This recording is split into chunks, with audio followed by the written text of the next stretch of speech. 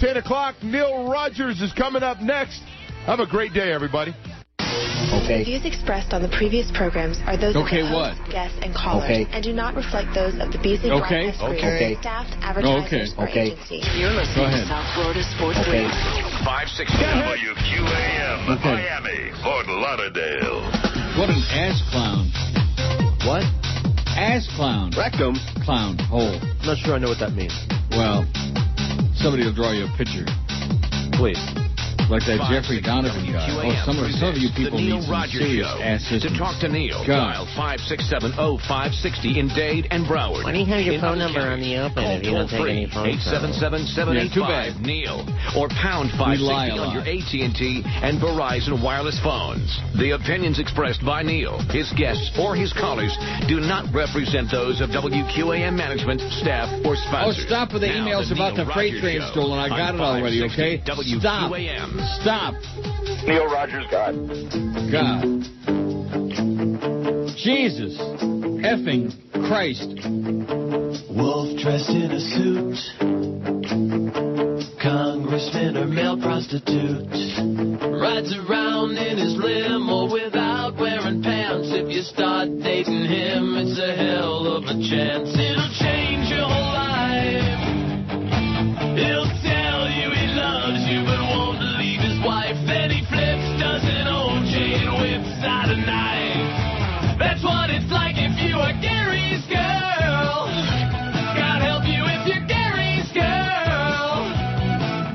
Then poof, you're gone just like that. All the women say Condit's a Clinton protege. If he writes down your name in his little black book, they might pull you from the river on the end of a hook. He'll change your whole life. He'll tell you he loves you but won't leave his wife. Then he flips, does an OJ and whips out a knife. That's what it's like if you are Gary's girl. God help you if you're Gary's girl. Then poof, you're gone just like that. Just like this. Like that. 10:01 at 560 WQM. Happy Tuesday to you. Is it 1:59 yet or what? Oh, I wish. Here's Big O. Oh, he's back today from the combine. Oh, the combine? Bowling and combine. Yeah, he's back. Well, listen, life isn't perfect. We've all got our crosses to bear. Mad Dog at Shula's 4 to 7. Then Dolphin of the Night 7 to 8. Speaking of crosses to bear, and DA back where he belongs, 8 to 11 at night. How did you do yesterday from 2 to 4, George? I don't know. Oh. So before we get into the thing about you growing a garden in your pants. Yeah, I got one of those. Here's maybe the worst, the dumbest email I've ever gotten in my life. Chuck. And the subject, Jeffrey Donovan, question mark. Yeah, question mark is right. One of the ugliest guys I've ever seen in my life, and that takes in a lot of territory. It says, my wife seems to have similar taste in men as you do. No, she does not. Her latest is Jeffrey Donovan. He's currently in a show called Burn Notice on USA. He is gruesome. And there's a picture here with his shirt off, and I'm praying for him to put some clothes back on, starting with a bag over his head. He may be old news to you. No, he isn't any news to me. I never heard of him, and I wish I hadn't seen these pictures. Just thought I'd see if I could make your day. Oh, keep up the good work. Oh, this is Chuck in Chicago, who I thought was like a real person. I thought with an IQ larger than his thumbnail. Keep up the good work. Just thought I'd see if I could make your day. And here's two pictures, one shirtless and one just gross. Oh, Jeffrey Donovan. Yeah, that's, I got the hots for Jeff. He may be old news to you. And I actually emailed these, I forwarded them to George. Yeah. So he can get an idea of what bad taste these people have got. Stick to the ladies, Chuck. You wouldn't recognize a good-looking guy if he bit you on the ass. Oh, remember he said it was his wife. Well, yeah. Just like Lee J. Cobb said, oh, I lied. It was for my it wasn't for my daughter. It was for me, yeah. Yeah, Chuck's got the hots for Jeffrey Donovan. Burn Notice. Never heard of the show. Don't watch USA Network. Never heard of this guy. And, Chuck in Chicago just lost all the points. Because ordinarily when he sends emails, he's got something to say. You know, he's like a real person. But he's not. Here's the poll from yesterday. How many days did you listen to George while Neil was on vacation? 1,113 votes. Boy, they sure got whipped up about that. That's a lot of votes. Sure. 1,113 friggin' votes. By the way, I apologize in advance for the poll today. It blows. It's a Charlie V. pseudo-intellectual piece of crap. Hey, Charlie, I got news for you, man. You need some assistance. You need help. And I need even more help for taking that poll and using it. What do you most admire about Abe Lincoln? Oh. I think paper or plastic is better than this. Coming up next. What do you admire most about Abe Lincoln? The fact that he's still dead. He's not trying to make a comeback. Anyway, here's the deal. How many days did you listen to George while Neil was on vacation? Are you kidding? None of them. 530. 47.6%. Almost half. Wow. Are you kidding? All of them, 330. 29.6%. Dropped under 30. About 30, man. Not good. 2 days, 120. 3 days, 86. 4 days, only 47. Are you kidding? None of them, 530. That's a shot. Mm-hmm. That's a shot across the bow. Yeah. Firing a shot across the bow. So many stupid people, so many idiotic sayings in so little time. I was thinking about some stupid saying over the weekend. I forgot what it was. It was so stupid. Where did it come from? Should have written it down. No, I don't do that. Now, here's the one about your prepuce. Really now? George is growing. This is from Sam James. Subject: a garden in George's pants. Yeah. George is growing an uncircumcised seed pod in his crotch. All girls I've talked to on this were grossed out and pray when they are unzipping a fly they don't have a pile of smegma smacking them in the face. Well, Sam, I hate to break the news to you, but around the world, uncircumcised outweighs circumcised by like a zillion to one. Right. So evidently the females of the world must be getting grossed out very regularly. Sure. Right. A little background, it says phimosis. Mm-hmm. Note that the foreskin, prepuce, will not retract off the glands during erection. This is called phimosis. After infancy, the foreskin should be loose enough to be drawn back so as to completely expose the whole gland's penis head and to be pulled forward again without pain or difficulty. In the mature youth, this action should be possible with the penis erect. If it cannot be retracted at all, phimosis, washing is not possible and smegma accumulates. Oh. Phimosis in adults also makes sexual intercourse unsatisfactory, and low deposition of semen in the vagina, as semen is often deposited inside the prepuce, may cause infertility. Hey, we don't need a rubber. Occasionally, the opening becomes so small, even urinating becomes difficult. If a tight prepuce is forcibly drawn back, e.g. during intercourse, it may become trapped behind the glands and incapable of being pulled forward again, paraphimosis. In this painful condition, the foreskin strangulates the glands, and emergency treatment is necessary. Or just get a rusty razor blade's good. Phimosis may follow injury or inflammation, or it may be a developmental abnormality. Mm-hmm. I'm getting tongue-tied. Parents are often surprised to learn that their teenager needs a circumcision, having been assured he was perfectly normal earlier in life. This explanation is that before the puberty, the opening in the prepuce was large enough to allow the glands to pass through, but during the rapid growth of the penis after puberty, only that part of the foreskin which covers the glands enlarges. In consequence, the tip of the prepuce, which lies beyond the glands, does not grow. The opening stays the same size, and the much enlarged glands will no longer pass through. And I'm sure there was much more to this, but that's all I got. Right. Thank God. I really appreciate all this garden in George's pants. Over my penis, but thank you. I think Sam ought to worry about whatever is in his own pants, which perhaps ain't much. Mm-hmm. Thanks, Sam. I'm doing just fine. Yeah, there you go. A garden in your pants. Mm-hmm.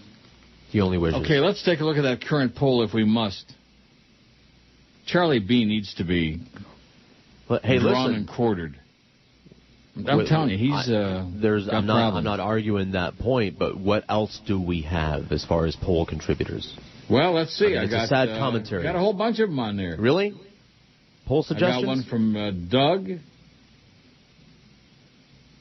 Now, let me see. Is this a poll? Oh, no, this is about I already did that, about the former high school. We don't care about that. Chuck is like the rest of the simpletons who think they know what good looks are, stuck in Weston looking for a reach around. Good show, Neil and George. And it says Panthers might just go to the playoffs 8 years later. Well, better late than never. Because the make-believe sure ain't going to no playoffs. And probably neither are the Rangers. Rhymes with strangers? Oh, here's a private message from Hassan Mohammed. Well, I guess I can delete that one. Really? Hey, you might have won a lottery. Come on now. Yeah. Uh-huh. Hassan, private message. Just amazing. The world is so full of this crap. By the way, the market is, let's see. Oh, the S&P is up 5.62. Wow. Maybe the Obama bounce. And you notice we haven't heard from Maria B. since the market's been tanking? Maria B. disappeared. Even the fake one don't have the balls, the cojones to keep giving us. Dow's up 33 point. I mean, nothing exciting, but... Neil at neilrogers.com for those important emails and the unimportant ones and the fake this one and the fake that one and whatever else. And all the spy reports. Let's see. Haven't heard from Maria, though. It's a buying opportunity, baby. The market is down in the toilet. Buy, buy, buy! No, sell, sell, sell. Don't get involved in the first place. That's my best advice. Just like with the slots, don't get involved in the first place. You got it? I got it. Good idea. I won't. Mary says, I've listened to you off and on for about 10 years now. You always give me a chuckle and tell it like it is. A little chuckle. Like that. Oh, love that Chris Matthews bit. Go ahead. Is it on your website? It's dead on. I can't stand that a-hole. Ass clown. No, it's not on our website. They want everything on the website. Well, I got an idea. Let's just put the whole show on the website, and then we can I thought it was. We can just lay out. Mm-hmm. No more Matthews and MSNBC for me, thank God, says Mary. For the new year, I canceled satellite TV and bought some of those digital converter boxes, rabbit ears. They're much more high-tech now and look like a laptop standing on end. And Netflix, which I love. A pretty nice selection of gay and lesbian stuff, movies, concerts, and old TV, etc., etc. Gay and lesbian stuff. Oh, God. I'm really enjoying it, says Mary. Hey, Mary. You fairy. Last night we watched no TV and just talked. What a novelty. I'm disgusted with this country and truly feel that no matter who we elect president, we're effed. Oh, God, Mary, what language? We're effed. I think someone else is setting the agenda. Right now, we are on the part where Americans who are desperate will be thrilled to make $30K so they can still eat. Yeah, I got news for you. There's plenty of good stuff in the dumpsters. You found a good dumpster behind one of those restaurants. And sure, there's supermarkets. They've sold us all down the river. The American life we love and know is dying a slow death, and we're all in denial. The American economy used to have a very high concentration of middle class. They took that concentrate and diluted it in a big 5-gallon bucket called the global economy, and now the middle class lives in India. We're all screwed. Obama's just a puppet. He went to central casting and got the part. He's there to sweep the baby boomer generation into a corner like a dust ball soon forgotten. We're old enough to know better. We are a something to the Treasury with our retirement. We are a threat to the Treasury with our retirement. They want to marginalize us and shut us up. I looked into Canada after 9/11, and their immigration point system scared me off. Should I reconsider? No. I'm college-educated, white female over 50, looking for a job. Wish me luck. Thanks for the laughs. Good luck to you, Mary. You'll need it. And don't come here because they got no jobs here either. It's bad. It's really bad. Everybody's off-saurus. Is it up-saurus or uft? How are you spelling that? Off. Off? Off-saurus? A-F. Off-saurus? Off-sulachas. I really don't know what that means, off-sulachas. It just sounds funny. Right? So if we got any real educated Jews out there, aftzulachas, what does that mean? I don't know. You know, when you're growing up, you hear these things and you wonder, well, you know. And that's why I keep repeating them on the air, because I know that the goyim sure don't understand. It's a way of getting back. It's a way of getting even for all those damn Christmas decorations, all those nativity scenes, and all those damn things. Oh, in Jesus' name, you know, all that stuff we had to recite in assembly in high school. Don't Jesus, my ass. Stuff that's inciting. Farbissina Goyim. 12 minutes after 10 at 560 WQAM. Hi, this is Larry King, and they don't come any better than Neil Rogers. Hi, kids. I'm Alex Rodriguez. I'm here to tell you to stay off steroids and other performance-enhancing drugs because they will destroy your career and life. Just look at me. I'm the richest man in baseball, and I nail Madonna. Okay, maybe I'm a bad example, but at least I didn't sleep with Mindy McCready when she was 15, right, Clemens? Yeah! Who's the man? Yeah! Remember, kids, steroids bad for you, etc., etc. Hey, somebody bring my limo around. I have to go not write an alimony check. It's good to be A-Rod. Oh, what a credit to our community, man. I wouldn't be surprised if Eliana Rosanna Dana comes out and does a personal testimonial for him and Rafi and Jose and all of these people.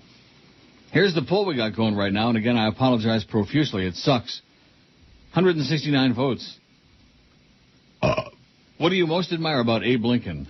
I mean, what kind of I realize we just had President's Day, but today's the 24th already, long past Lincoln's birthday and President's Day. Once upon a time, we used to have Lincoln's birthday and Washington's birthday separate days. Right? I remember those days? Sure. Then we decided, let's roll them all into one and have President's Day. And we can throw, like, Martin Van Buren in there, too. President's Day, my ass. What do you admire most about Abe Lincoln? Well, at least there's a lot of choices on here by Charlie B., but way too many. He freed the slaves, 36. He saved the Union, 22. WTF, 19. That was a late edition. It's zooming to the top, and I would vote for that over and over again. Who cares about Abe freaking Lincoln? He led the nation through the Civil War, 19. He was a great president, 17. How do you know? He may have been gay, 12. He succeeded despite limited schooling, 10.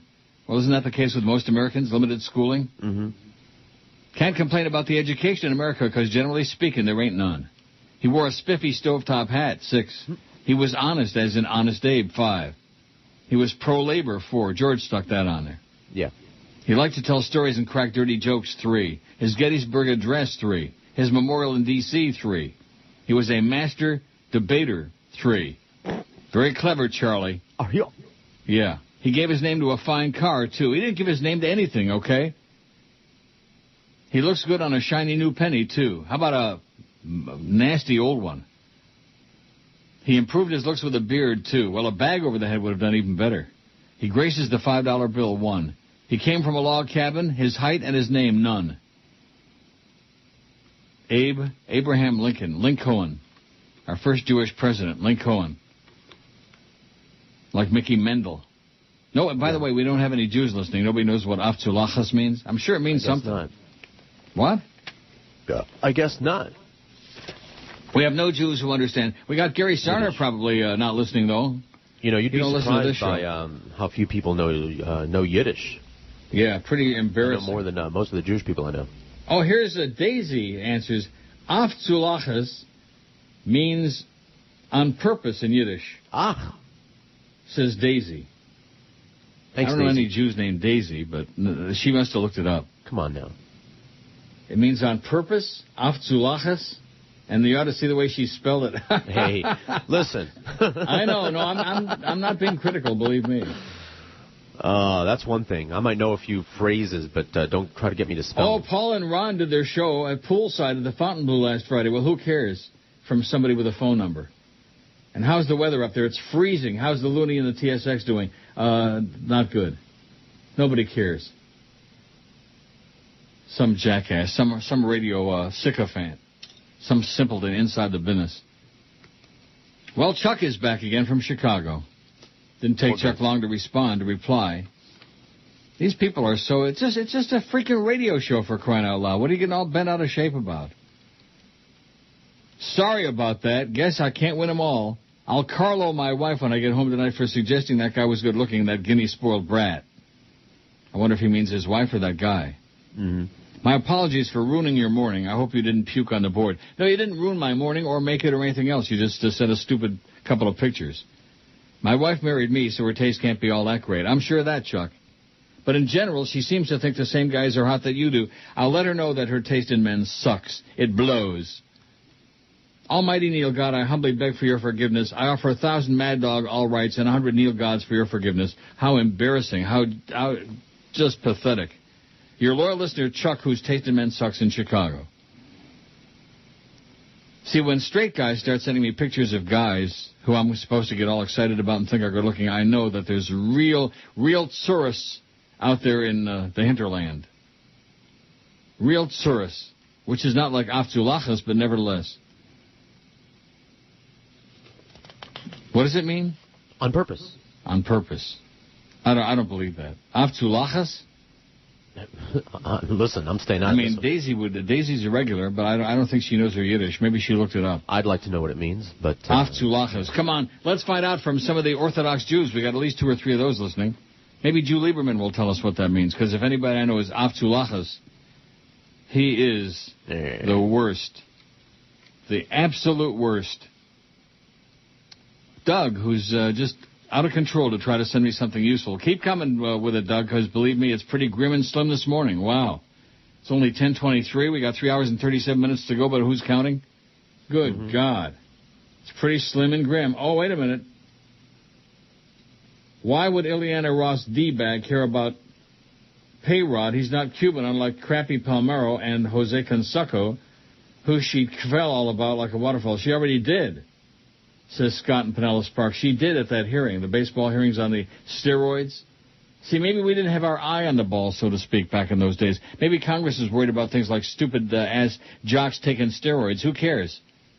Who cares if you want to, inject a bunch of crap into your body and blow up like the Invisible Hulk or whatever. What was his name? Oh, Lou Ferrigno. What was the name of the character? The Hulk? The Hulk. David Banner? Where did I get the Invisible Hulk? Bruce Banner? Who? Bruce Banner? What are you talking about? What kind of banter are you hawking us with? You're talking about the Hulk? Oh, another poll suggestion. If I was stuck on a deserted island, the one thing I would want to have is, a flashlight, a radio, a woman, a bag of Doritos. A boat? The Bible, a book of matches, my iPod, a bottle of rum, a heavy blanket, a mirror, a portable DVD player, and the flare movie gun? Castaway. What? What'd you say? A flare gun, a boat. A pocket knife, a 5-gallon jug of fresh water. I don't think the 5-gallon jug would last you too long, but then what do I know about jugs? A satellite phone. Fred in Boca says, you think old Abe Lincoln's hat will ever come back in style? Let's hope not. Let's hope not, boy. Hats. Men in hats. Yeah. The only people we need to wear hats are mafiosi. I don't think they do anymore either. Don't they? Not as much as they used to. I'm trying to think in the Oddfather. Oh, don't start with the Godfather again. That's all you talk about. Yeah, that's all I care about. It's the Godfather. Trying to think if anybody wore hats. Did Michael wear a hat? Yeah, he wore that really funny hat. Remember when he was walking with Kay down the street? Yeah, that's right. That stupid hat that he was wearing. How long have you been back? Oh, a year, I think. Maybe more. Yeah. What's important, Kay, is that we have each other. That was he talked like that because McCluskey broke his nose before that. Yeah, sure. So he talked funny, you know. Police are investigating a Denver car. How come I haven't gotten to that thing about the guy that stole a freight train? We'll get to it. I've only had 800 of those emails. That's all that's going on is somebody stole a freight train. I'll get to it. Just get on the edge of your seat. All right, I'll strap myself on. We're going to be taking a Yiddish test, by the way, at the end of the show, and if you fail, we're going to, fry your ass in boiled oil in gribbinus. A pop quiz. Hollywood police are investigating a Denver couple's complaint that a peephole on the door of their Hollywood motel room was tampered with, allowing anyone to see the bedroom inside, WSVN is reporting. Oh, boy. What was that movie about the motel? Vacancy? Vacancy. Now, there's a flick that you really need to see. It's good. A Quality Inn representative says officials have examined hours of surveillance tapes and the couple was not spied on during their February stay.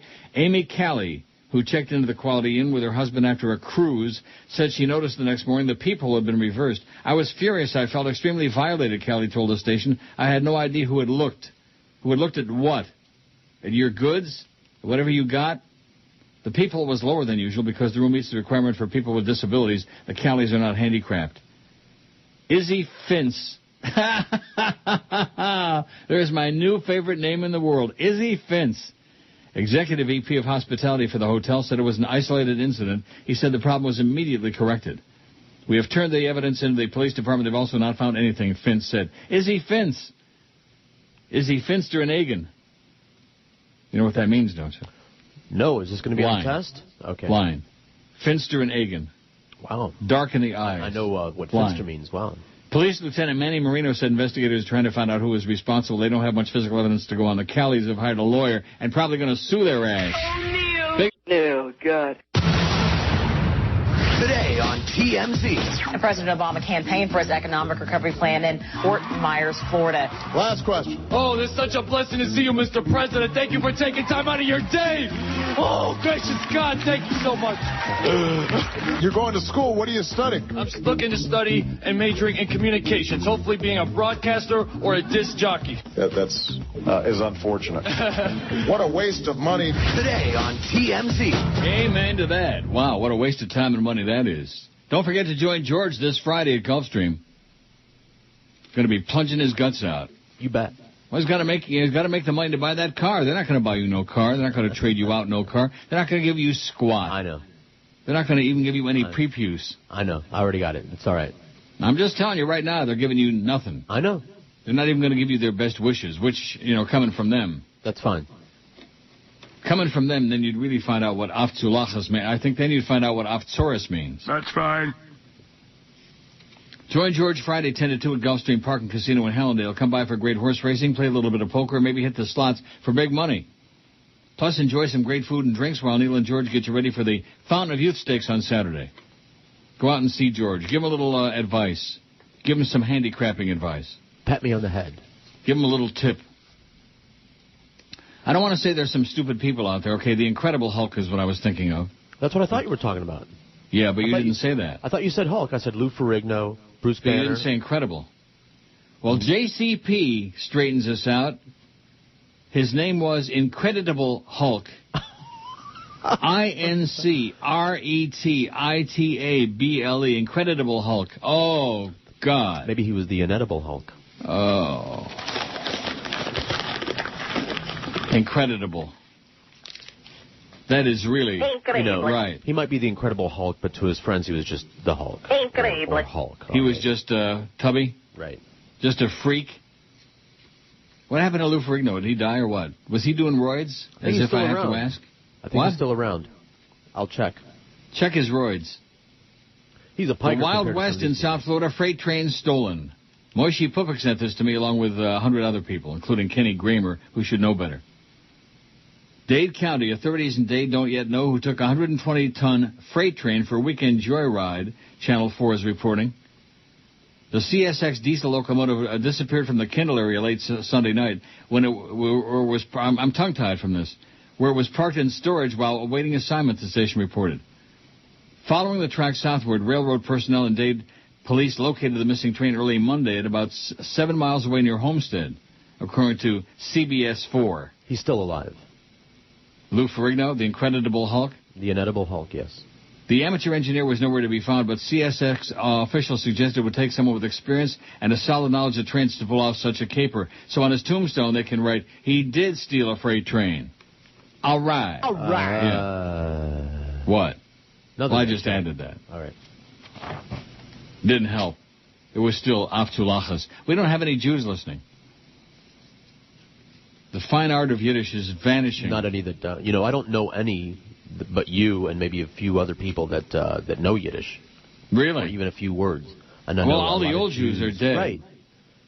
And they don't listen to me anyway. The old Jews, they hate me like poison. You used to be so nice, Neil, but now you're such a mumser. Mumser bastard. And I don't want the link. Thanks, Brandon and Doug and whoever else. I don't want the link to the online Yiddish dictionary. That's the... Oh, no. Oh. What? Oh, no. What I got on here, and it goes on and on and on and on. Oh, boy. Wow. This is tragic. Sehr getragisch. I know what that means. Tragic. Eric says, I studied Yiddish for a couple of years, and my mother spoke it all the time at home. Avtzulachas means for spite. You would do something mean to people you don't like. Avtzulachas. Please don't trust somebody named Daisy. Love the show, says Eric. Good point. What do the Goyim know about Yiddish? For spite. That sounds like something at QAM. Spite is that's our middle name. Now, let's see. Oh, yeah, here's this thing I was getting all antsy and aggravated about. Yeah. You are going to just vomit. All right, let me get a bucket. First of all, let me give you a clue who it's about.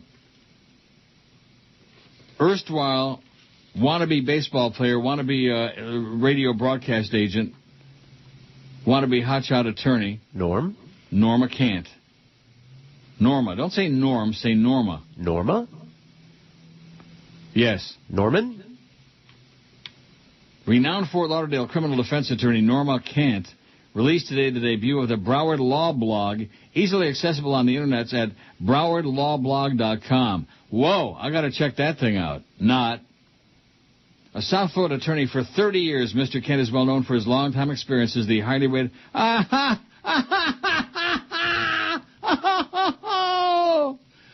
Oh, my God. If he could sell horse crap by the shovelful, he'd be a billionaire. Well known for his long-time experience as the highly rated morning drive talk show host for WFTL 850 AM, he later hosted a weekly radio show titled Weekend Legal on WWNN 1470 AM. First of all, he didn't do morning drive on 850 AM. He was on the original WFTL 1400 with its 5 watts. Oh, my God. Kent says the Broward Law Blog is designed to provide the everyday person with insight into what really goes on with courts, law, and justice. Kent adds that his goal is to fashion a blog about crime and justice in Broward County and the community. I want to spark people's conscience to make them care about justice, he says. And for justice, we must go to hell. Noted for his fierce passion and devotion to civil rights and the First Amendment, Kent also founded and published in 1999 the very first credible lesbian, gay, and LGBT weekly newspaper in Broward County, the Express Gay News. He is currently publisher of NationalGayNews.com, reviewed as a USA Today for gays. This is what I hope the Broward Law Blog becomes USA Today for law, Kent stated. A trial attorney who practices in South Florida and the U.S. District Courts, Kent also served on the board of directors for the National Organization for the Reform of Marijuana Laws, authored columns about drug law reforms on counterpunch.org, a liberal political online newsletter. The Broward Law Blog features not only commentaries on pending First and Fourth Amendment issues, but daily editorial cartoons, reader comments, and articles reflecting on jurisprudence. Boy, you talk about Afzulachas. Kent's initial commentaries on the Broward Law Blog have ranted against apathy and indifference in the judiciary and within the Broward County criminal justice system. When not publishing the blog, Kent operates his law office firm from the Auto Nation Tower in Fort Lauderdale with his partner, Russell Lonnie Cormacan, directly opposite the courthouse at 110 Southeast 6th Street. Their telephone number is yada, yada, yada, and they provide legal services throughout the state of Florida. This looks like an ad. Here's their phone number. Here's their address. Celebrating his 30th year of practice in 2009, Kent has in the past been a guest commentator on CNN and legally oriented national television talk shows. Previously, he served as an assistant professor at FAU and won numerous awards for legal service from the ACLU, the Persons with AIDS Coalition, and Florida Normal. Doesn't say anything in here about runaways, though. The Broward Law Blog is a chance for a public citizen to step up to the plate and reveal the underlying secrets of the legal community, maybe to rattle some cages and open some doors, Kent stated. And then it goes on a little bit more. For advertising opportunities, contact the blog offices at yada, yada, yada, yada. Have you got your puke bucket out? Yeah, well, I filled it, and I'm looking for something else now. To fill in? Yeah. Oh. Norma can't. Just can't stop. His highly rated morning show, that's the one that I really get excited about. They play with each other naked in the streets. Next, on a new Dateline. Nadia Suleiman tells her story, including a new interview just today. Nadia, what were you thinking? That was always a dream of mine, to have a large family, a huge family. How many kids is enough for you? Probably 50, close to 50. You know, you've got massive head problems. That's true. That is true. Yeah. You're a poopy! Hey, that's my shoe you're peeing on. Disgusting. Nadia, you gotta do something. And this is my only option. Is that a stun gun? Yeah, it worked. It worked a little too well. Commercial. Okay, 10:45 at 560 WQAM. So JCP says, sorry, at least I knew the answer. Incredible. Incredible. Hulk. No, listen, I'm not knocking you. I'm just saying you're illiterate and you don't know how to spell. But he evidently looked it up and spelled it in capital letters this time, in big, bold caps. Good for him. Incredible. In other words, incredible. Like that. Speak it English. Speak it English. Oh, my God. That whole thing about people who know how to speak English and speak another language in front of you all the time, that always has bugged me. Remember that episode I had early on in the QM experience in the elevator? With those two clowns from Power? Yep. In the elevator with me, and both of them very, young guys, speak perfect English, and they spoke to each other in Espanol. They were probably talking about you. That exactly. I'm sure they were. Well, I said, what a fag. Maricon. I don't know what that means. There's but that maricon. There's that fat guy. And I said, hey, Afzulachas. Kiss my tuchus. Let me just mention this again, because they're obviously looking for a free plug, and I think they advertise on our station. Aren't they on the Joe Rose Show, IHOP? I'm not sure. I'm sure they are. And Zach goes on and on about, I don't want to go into it. How does he look these days? Do you ever see Zach anymore? Every day. And? He's portly. He's what? Fat. Fat, yeah. I haven't weighed him lately. I haven't hoisted him. He looks haven't thinner him lately, yeah. But he looks thinner than when I met him. How's that? By how much? Giant. A couple ounces? By this much. By a scoot? Listen, when a guy is as big as he is, you want me to guess what pounds, he lost? Yeah. I don't know, 20, 30, I don't know. Oh. He's always talking about eating pizza and eating at IHOP and eating this and eating that. That's because those guys on there got like 75,000 spots. Right. Any place that's serving food, man, they're all over like Stink on Joe. We spend a fair Joe amount Bell, of time on food. food. Not Joe Rose. What? We spend a fair amount of time on food on this show. Not Never. By that. Yeah, we do. Hey, Neil, not sure if you mentioned it or not, but IHOP's giving away a free short stack of buttermilk pancakes for National Pancake Day today. During these trying economic times, this might be good news for some of the schleppers out there in Radioland. Schleppers, how do you like that? And this is from Teabag Ball Sacks. I don't know any Jews with a name like that. So even the Goyim are using it as schleppers. And spelled correctly, too, by the way. Nice going, Teabag.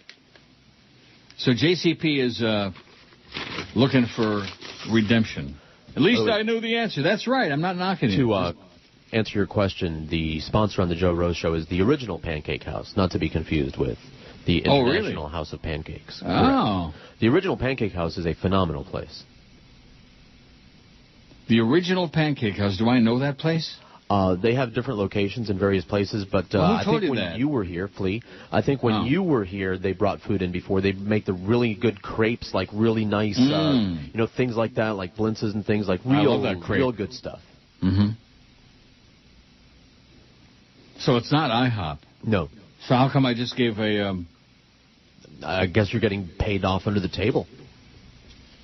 Sounds like pay little to me. IHOP is giving away a free... I'm going to tell Joe Bell that you're giving free... The only thing I do like at IHOP is I mentioned this a few weeks ago, the fact that they've got like 85 different kinds of... Syrup on the table. And for those of us who don't use those little things, what do you call those things? Pitchers? Nah, I guess. They're pitchers with like a little metallic lid on it. You pull the lid back and you smear it on your pancakes and your waffles and on your wrist, on your ass. Right. And you just lap it up. Not me. Like that boysenberry. I do love boysenberry. You ever have boysenberries? Not lately, no. I don't know if I've ever... What are those berries they have in Denmark? Those little red berries that I always used to talk about when I used to do all... Currants. Very good. Very good memory. Wow, George must be smoking some good crap this week. I only smoke the good crap. Currants. They're little red, like things. Fruits. Yes, they are.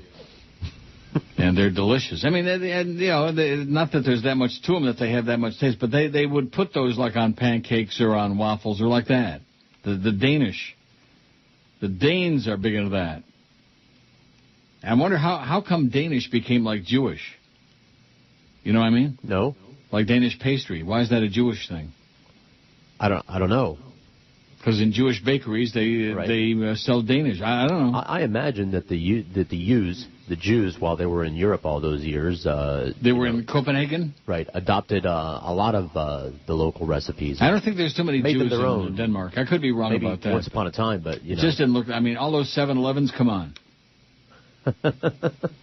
Here's some crap from Barry Jerry. Subject, Jicka. And it's got, posted by Tom Jicka. Posted on what? Posted on where? What does that mean? All Yankee games will be on 6:40 a.m. Who cares? It says, add another reason to why living in South Florida is like being in the 6th borough of New York City. That's what Jicka's writing. And, of course, he never left New York.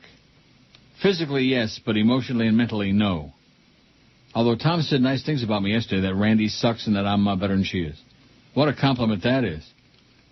Has nobody said something like that about how could she be rated 48th and I'm 89th in the Talkers magazine? Pretty soon I won't be in the top 5,000. Oh, Neil Rogers, we remember him. He was an old codger, old fag. Fat old faggot. Always used to talk Yiddish on the air. Everybody hated him like poison. The WFTL at 6:40 a.m., one of 3 WFTLs, intends to broadcast all 162 Yankee games plus some exhibitionist games this season. Wow, one of 3 WFTLs. I still don't understand that. I don't get it. How can 3 stations in the same market or in any market have the same call letters? Right? I don't get it either. And the FCC is worried about crap. That's the FCC for you. Oh, he said crap on the air. Let's nail him to the wall. Yeah, screw you. Last season, 6:40 a.m. broadcast only Yankee weekend games. They proved to be among the most popular features on the station. Well, that's not saying much on a station that's got a point like that. Oh, I got a thing about MIFO in here, too, as a matter of fact, in my pile of emails, which isn't that big. It's not going to take us till 2. Not even close to 2. Not even close. God, here's John ZTR hawking at China again.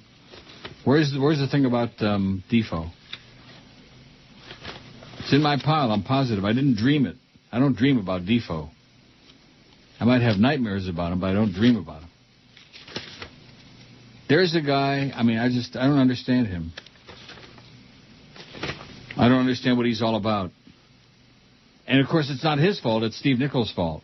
He transformed him into the schmutz, the walking schmutz that he is today. I can't find that thing about MIFO. Damn it. Anyway, that was yesterday. The rumor was he was going to do mornings on INZ when they go to all sports. That's pretty soon. We should, if Tom Jick is on top of this stuff and the fake Barry Jackass and the real one, too, we ought to be starting to get some info what's going on because it's almost March 1. Right? Right. And isn't that when the shoe was going to drop about INZ going all sports on 940, Fox Sports and yada, yada, yada, and all this other crap? Yeah. It says the part-time poaching, going back to 6:40 a.m. WFTL, on their territory last season angered the Marlins. This season's expansion is sure to have them livid. They were pretty pissed off that they were doing weekend Yankee games. Now they're doing all the games, infringing on the Marlins and their territory. I hope they sue James Crystal Radio and put them off the map. Be doing everybody a favor, including James Crystal, including that loser Steve Lappa. Norma Kant says everything he touches turns to crap. And Steve Lappa, too. That's what Norma says. You know Norma from that famous Broward Law blog or whatever the thing is? Oh, God. Always trying to come up with some scam. I'll give him credit for that. That's the renowned Norma Kent. Isn't that what that thing says? The renowned Norma Kent and those gigantic morning ratings on WFTL 850. When the hell did he do a morning show on WFTL 850? When was that? I'm telling you, I must have slept through it. Hear that? You hear the sirens? They're coming to take his faggoty ass away. You've heard of Raggedy Ann? He's faggoty Norma. God.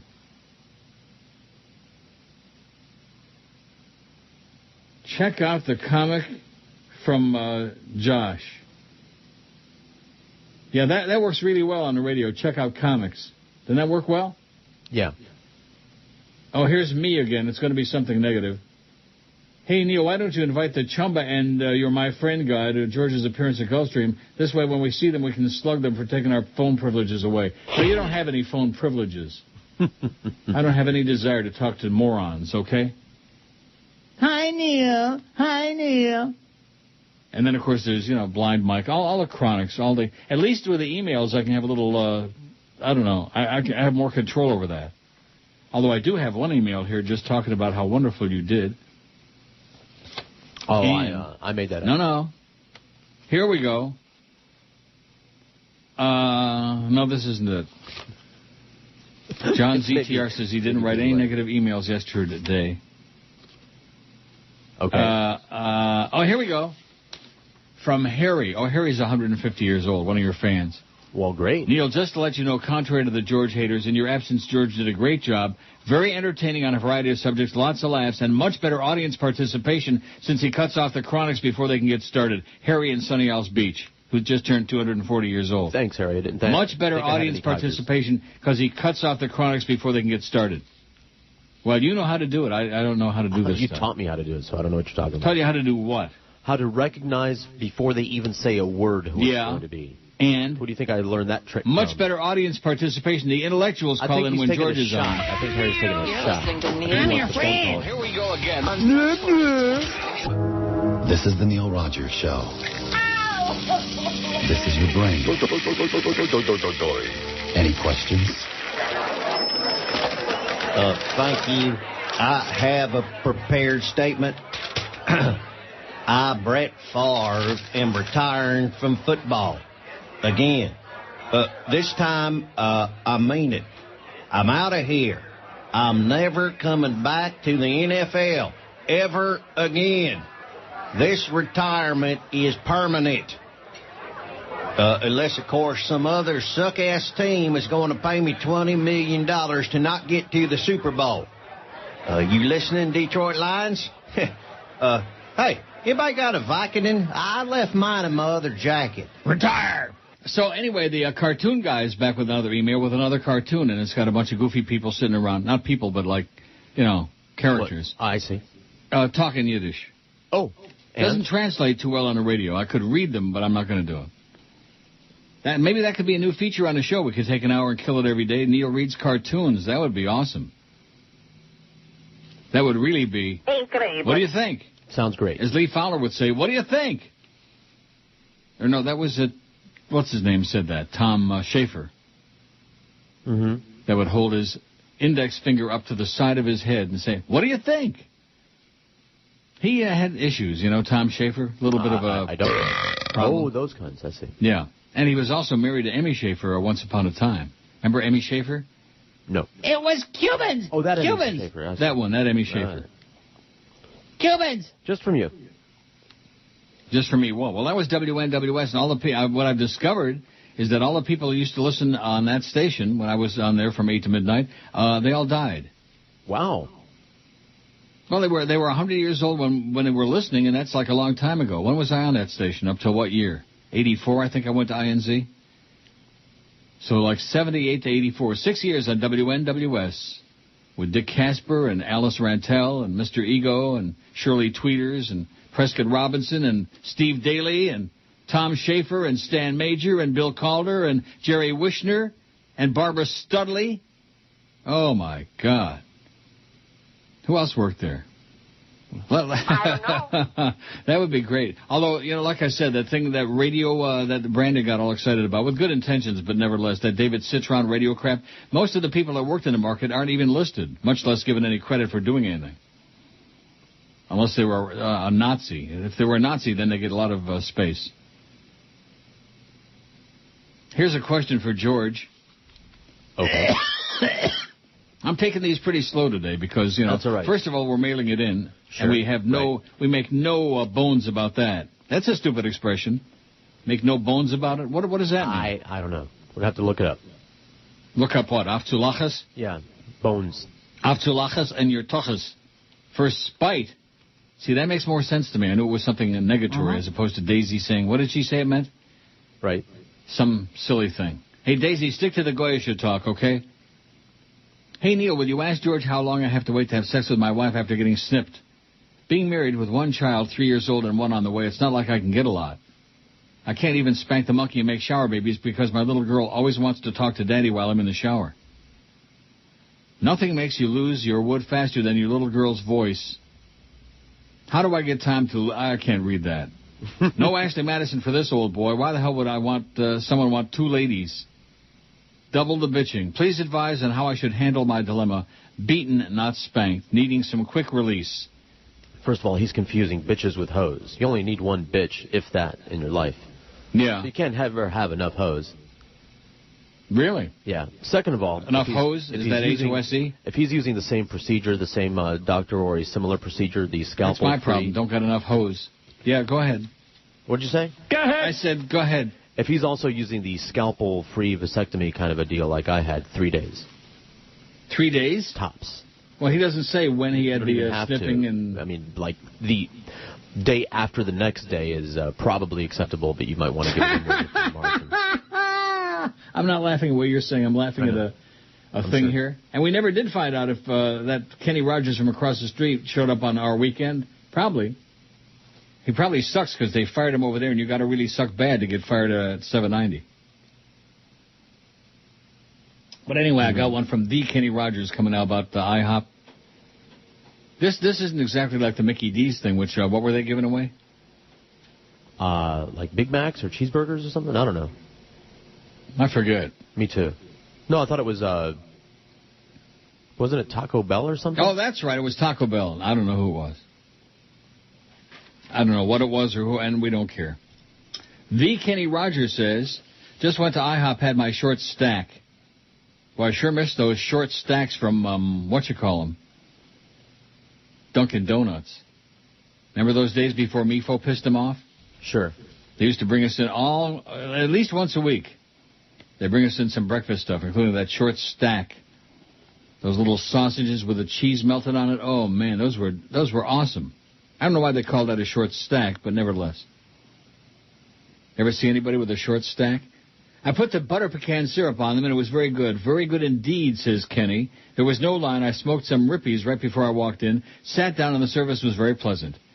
Just wanted to thank your old faggoty ass for telling us all about this. I guess for lunch I'll drive down to the other IHOP and get some more. Please consider unblocking all the blocked emailers. Everyone needs another chance. Go ahead, the Kenny Rogers. Go ahead. I'm not unblocking anybody. I mean, I check the deleted stuff every once in a while. And if I see it's from somebody who I know is going to write a bunch of negative crap, you fag, I don't waste my time with it. But once in a while I'll give, like this guy, Bill Schneider. I thought this was a guy who, was like intelligent and had something to say. And instead he sends these long, ponderous treatises on like the state of the universe and mankind and, pseudo-intellectual crap. Kind of like Charlie B. would do. Speaking of Charlie B., how's his really fabulous poll doing, Neil? Glad you asked. 277 vote.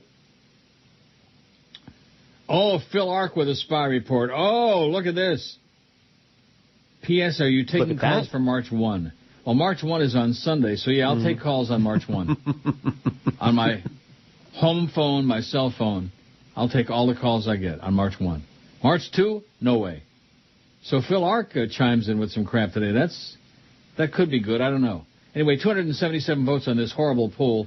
What do you admire most about Abe Lincoln? I mean, it's horrible is what it is. Horrible.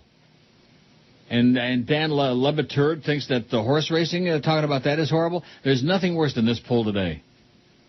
Would you agree? Yes. I won't disagree.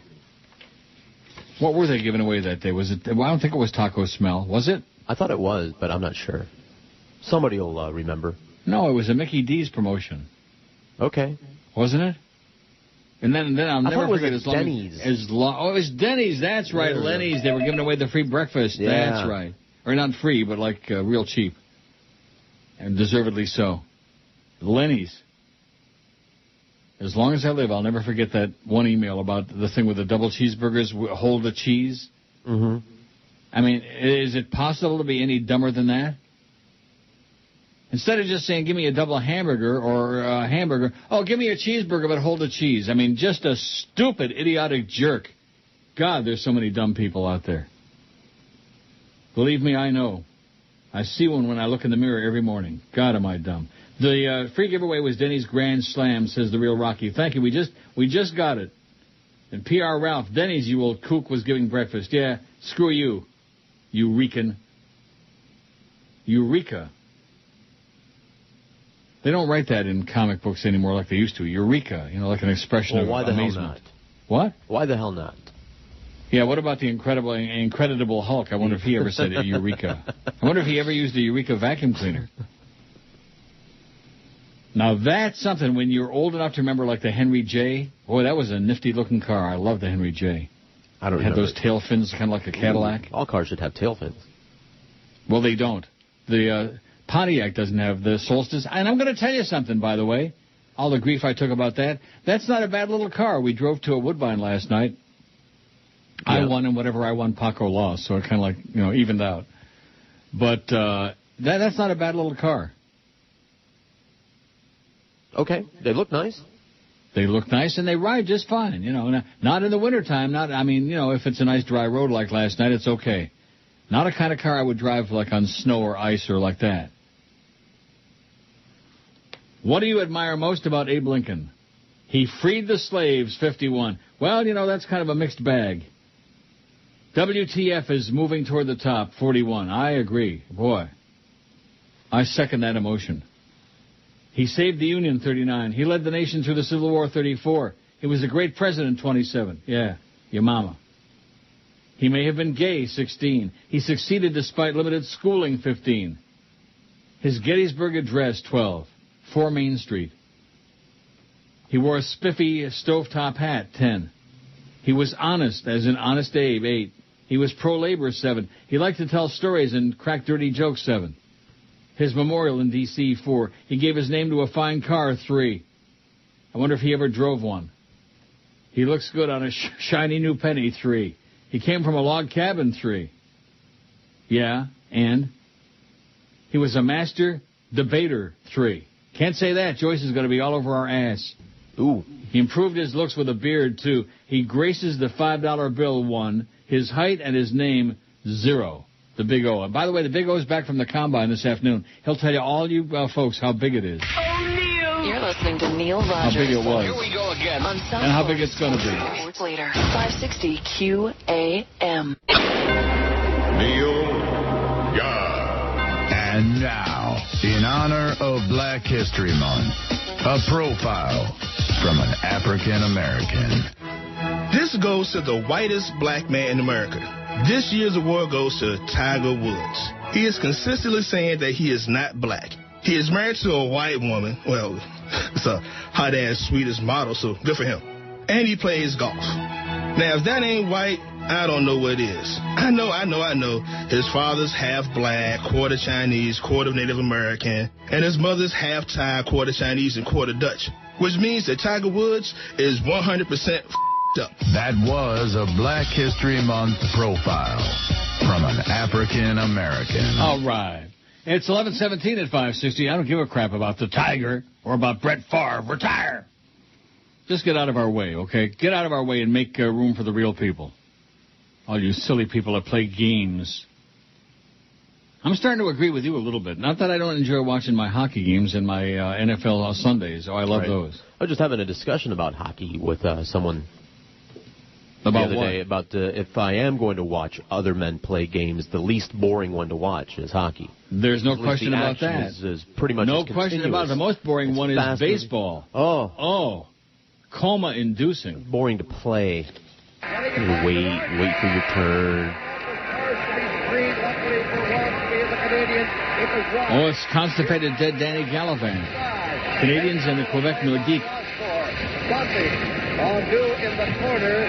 In the corner. Boy, talk about overrated Danny Gallivan. He was like the Rascal House of hockey announcers. Quebec 2, Montreal 0, Game 5 of some playoff from 100 years ago. NFL scouting, the Combine. Here you go. Let's find out how big it is.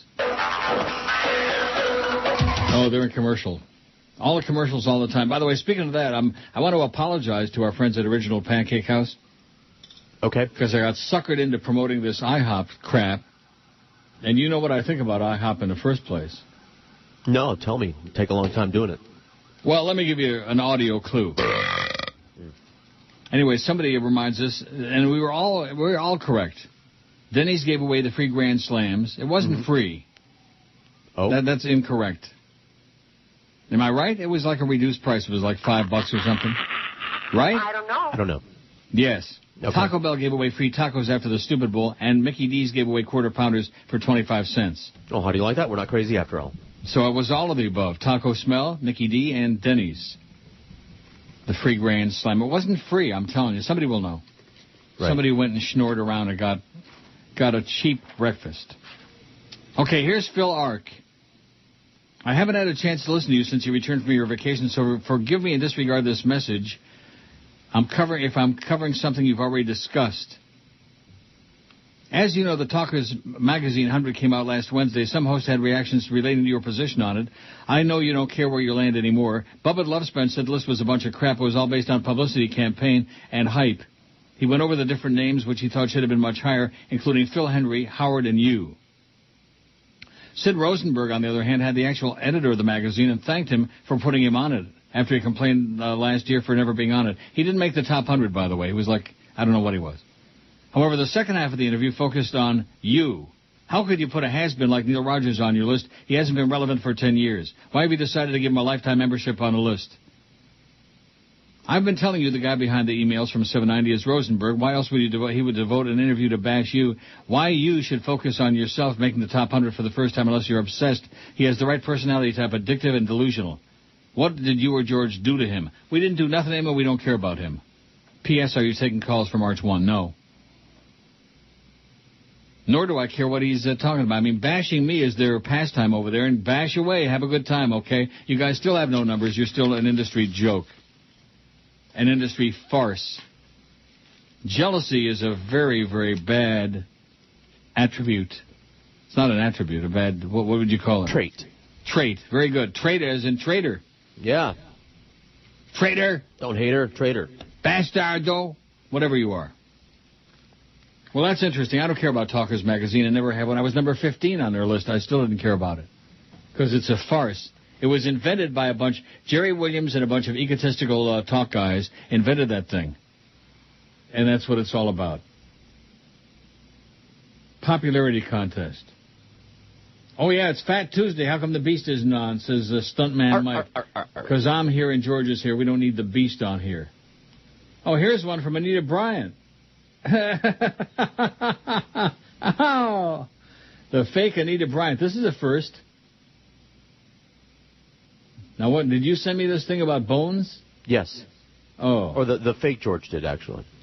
Make no bones about it. And tells, well, I guess. For what it's worth, you know. Oh, my God, it's long. And what's that bowl of soup next to it? I don't know. There's a picture of a read bowl that of... far. I know. What? Maybe it's bone soup. Yeah. I know what that is.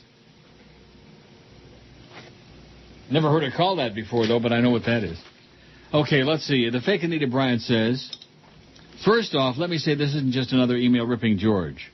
Relatively, compared to what else is on there in this horrible radio market, he's the best thing. But obviously that's not saying much. See, every time I go on vacation in Iran or during the summertime, this is all they got to write about. George is great. George sucks. George is, Yeah.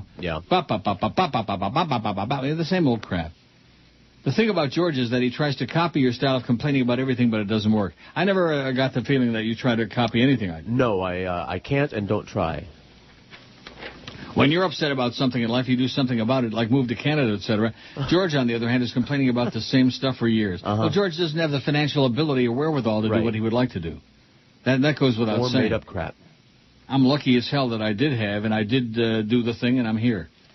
For love of God, if he hates his wife and kids so much, who said he hates your kids? Who said I hated my wife or kids? You hate your wife. I hate the institution of marriage. Why doesn't he get divorced or go to a counselor? George, be a man. Take charge of your family. Why don't you get a life? This from the fake Anita Bryant, who is married to some fag named Bob Green.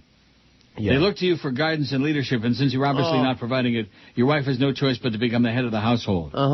George, you look and sound like a pathetic loser when you drool over strippers and other women on the air. The way you worship Neil, you might even be a little gay for Neil. No one's ever heard me drool over a stripper on the air. Or me.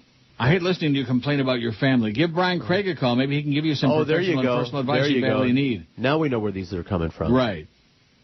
Now we know exactly where these are coming from. It says The Curious Case of George Rodriguez starring Benjamin Butthole. Now it all makes sense. Not Seymour Butts, but Benjamin Butthole. George, you're gay. Grow up and take some responsibility. You're an overgrown child. Signed, Anita Bryant. Right. P.S. Neil, love your show. Wouldn't be the same without George. All makes sense. Those people are so out of sight and out of mind that I forgot to consider them as the source of a lot of these fake emails.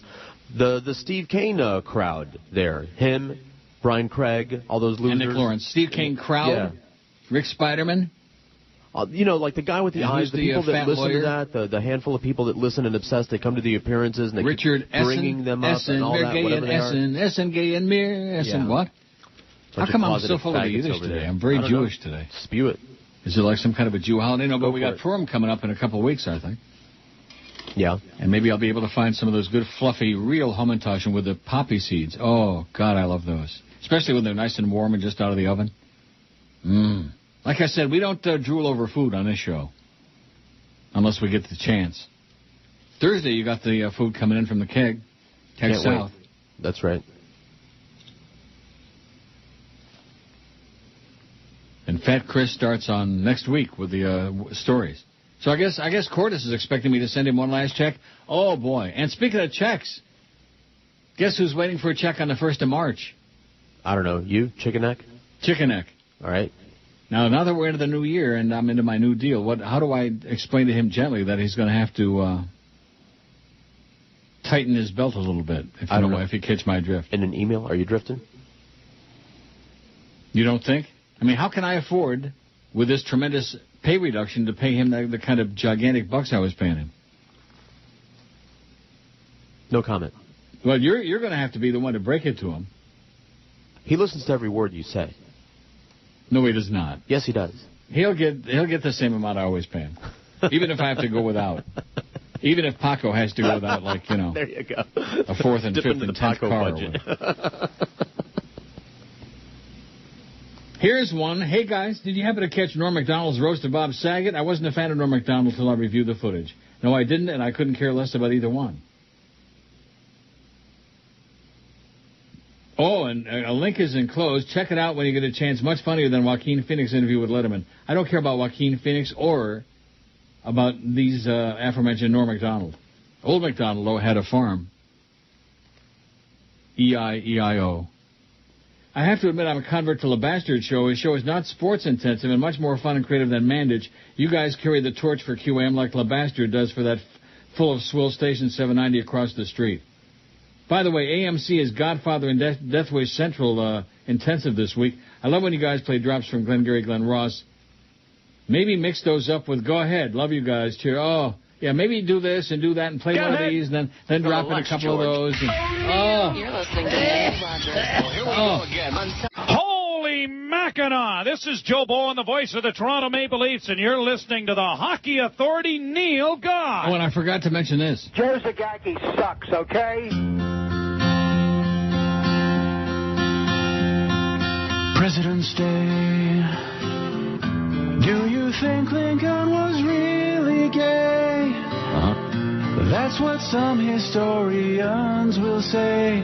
Do you believe that he sashayed? Absolutely. Did you see? Is it gay or is it just manly? It could go either way for me, but Abe took pills of mercury. Rectum. Did he watch NASCAR? I don't know, or dance ballet. Was his song Shook Me All Night Long or the YMCA? Was he gay? He wore black, but that goes either way. He freed the slaves, and with me that's okay. But did he drive a cabriolet?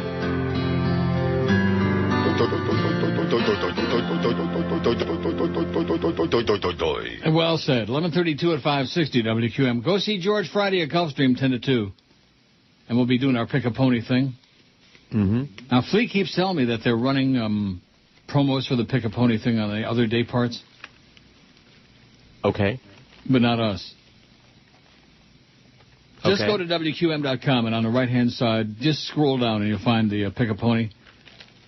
And just enter your name, that's all. Just sign up for it. And if your name sounds like really interesting, maybe Josh Cordes will pick. Is he still involved in that or not, picking the contestant? Yes. JCP, the one that was Incredible? Yes. He says the Grand Slam was free. Boy, you really are off your feet today. Does George know anything about anything? No. What's he talking about me for? Yeah, how come he's picking on you? You said it was free. I said that it was, I don't know. Yeah, I'm the one that said it was free. I wouldn't eat there for free. If they paid me, I wouldn't eat there at Lenny's. You see how these people are? Unless I had a nice big slice of that Mother Humper pie. German chocolate. Mm-hmm. Now, German chocolate doesn't have coconut on it, does it? Yes, which I don't like. Oh, I don't want that. I don't like that. How about the chocolate cream pie or banana cream pie? Oh, sounds God. great. With like real slices of bananas? Like that dessert at Ruth Chris, the bananas, what is it? Bananas Foster. No, it's not bananas Foster. No, banana cream pie. Okay, you just said and that. And it's caramelized. Oh, God. And they smear, the thing on top. They torch it. God, is that good. That's just to die for. But nevertheless, see, there we go with the food again. See? And Kathy says, I think the reason we're having trouble remembering the last freebies is that there have been so many. Months ago, you announced a Wendy's singles giveaway in downtown Fort Lauderdale in Huizinga Park. Remember that? No. I do. Then it was the free Grand Slam breakfast at Denny's. See, it was free. I told you. Don't you know anything? Apparently not. Then it was the quarter pounder for a quarter at McDonald's and Mickey D's. I don't like quarter pounders. I do love the double cheeseburgers, though. Don't hold the cheese. Give me a double cheeseburger, hold the cheese. I mean, is it possible that there could be anybody dumber in the universe than that? You know, people used to order that when I worked at Burger King. Order what? Cheeseburgers without the cheese, and I didn't know if they were being funny or just stupid. Stupid? Yeah.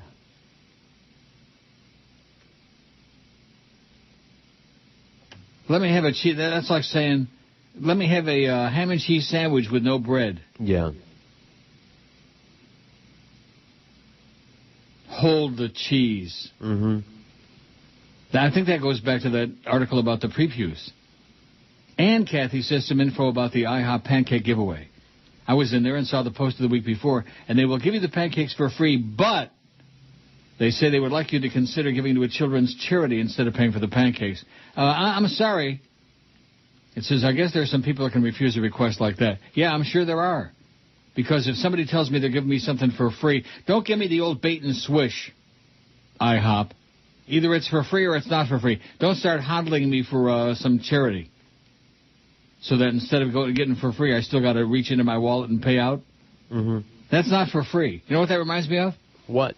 That reminds me of my trips to, what's the casino in Niagara Falls I was raving about until I lost my ass there many times? Fallsview. I see. And, of course, because I got the player's card, and they were, following me around. And on the card, they can monitor and see how much you're playing. And they saw that I was a big loser. I mean, spender. And so then they give you the room and the meals for free. Right. Well, don't tell me it's for free when you're going to guarantee I'm going to lose $5, $6, $7 grand for the weekend, you know? That free for $5,000. That's Fallsview. Free for a few grand, whatever we can shake out of your wallet. That's Fallsview. Free is free. Period. No charge, no tip, no nothing. Free. If it costs me money, that's not free, right? Right. Although I would think that even the cheapest bastards in the world, even the frogs, I doubt that, would have tipped at Denny's if they got the free breakfast? No. No? No. No. Not even then.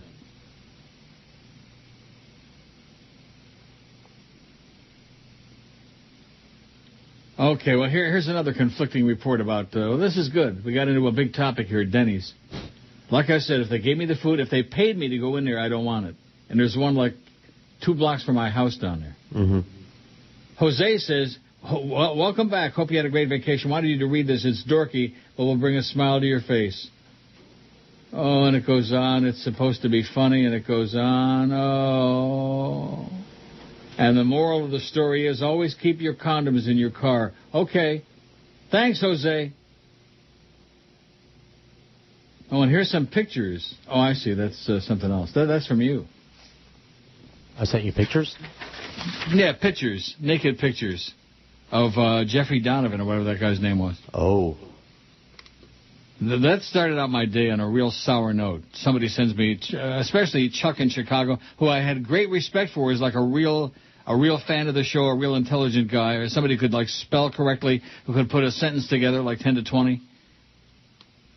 Cuban George says, you were absolutely correct on the Denny's free Grand Slam breakfast after the Super Bowl. They tried to make me pay $2.99 for the breakfast. I refused and stated I didn't have any money. They went to call the cops, so I got the hell out of there. Glad you're back. For those people who call complain about George being on, tell them to do what I do. When I hear Joe Rose say that Jorge Rodriguez is next, I do the same thing I did at Denny's. I get the hell out of there. How do you like that? Not taking a shot. I've tried to listen to him, and I just don't find him that entertaining, unless, of course, he's talking about religion and the theory of evolution. He is very knowledgeable about that stuff, but he can't do 20 hours a week on that subject. Why not? Why not? I don't know. I don't know. Cuban George, P.S. Do you still get on MySpace? All my dumbass friends are now doing Facebook. What the F is the difference? The difference is that Facebook is now in and MySpace is out. That's the difference. In and out. It's the old in and out. Facebook, and I can't begin to tell you how many people I've had, join me on Facebook, and no, thank you. I had enough tourists from MySpace, and I don't hear from almost any of those MySpace people anymore. I don't even check it like maybe once a week. Well, what's the point? Right. What is the point? Hook up. Besides you trying to get laid, I can understand that. Yeah. But other than that? Well, you could try. No. Facebook. Oh, did I mention that my young Indian friend was at Woodbine on, what day was it? Sunday. I don't remember if you did. Oh. I am so smitten, if I can use that word. And he was there with his very attractive young girlfriend. She's like a little thing, you know. And maybe he's got a little, I don't know. And I'm sure we'll never find out. He's very friendly, though, because we see each other there all the time. Ask him. Ask him what? Say, well, what you packing? Maybe he's a pistol-packing papa. Or maybe he's a pistol-packing mama. Maybe he's actually Pakistani. Say, what you packing? Yeah, maybe he's packing squat. You're listening to Neil Rogers. Oh, and don't let me forget to talk about curry. Howard David's a bitch. Absolutely.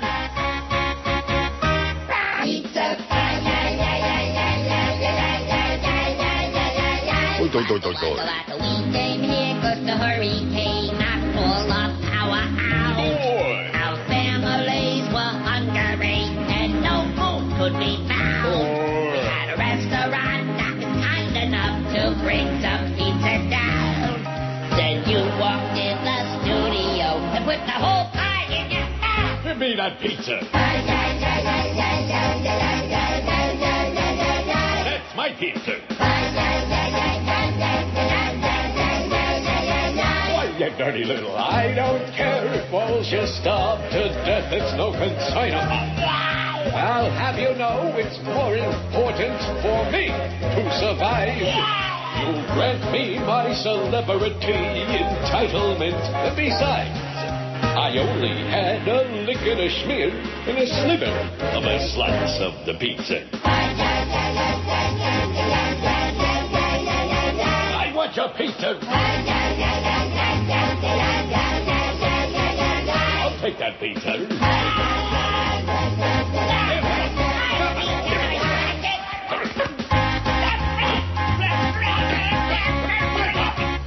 He only had a lick and a smear of the pizza. 11:47, 13 till noon. We got the Big O back from the NFL Combine. Wow! He's going to regale you with all the info about who's got the biggest kneecaps and the biggest ass and whatever. I thought that was your job. No. To regay. Oh, so let me tell you about curry. It stinks. Okay. If you think it tastes bad, which I don't like it. Pungent. I don't mind pungent, but I don't like I don't like it. It smells 100 times worse. I've got some new neighbors here, hopefully, and they're in the short-term apartment on the end of my floor, but right next door to me. And for the last week, they've been cooking up a storm, and I know it's curry. And you walk out of the hallway, and you just about swoon. Swoon. Yeah. You ever smell curry? Sure. And you like it? In small doses as part of a recipe or something, but not. I mean, I don't know what they're cooking in there. Maybe it's a goat. I don't know. If that's all there is to a particular dish, like curry this or curry that. Oh, it just permeates the hallway and the walls and the ceiling and the carpeting and if you do get it like on your fingers or something, good luck washing it off. Now the good thing is that young Indian guy at Woodbine, my buddy, he don't smell.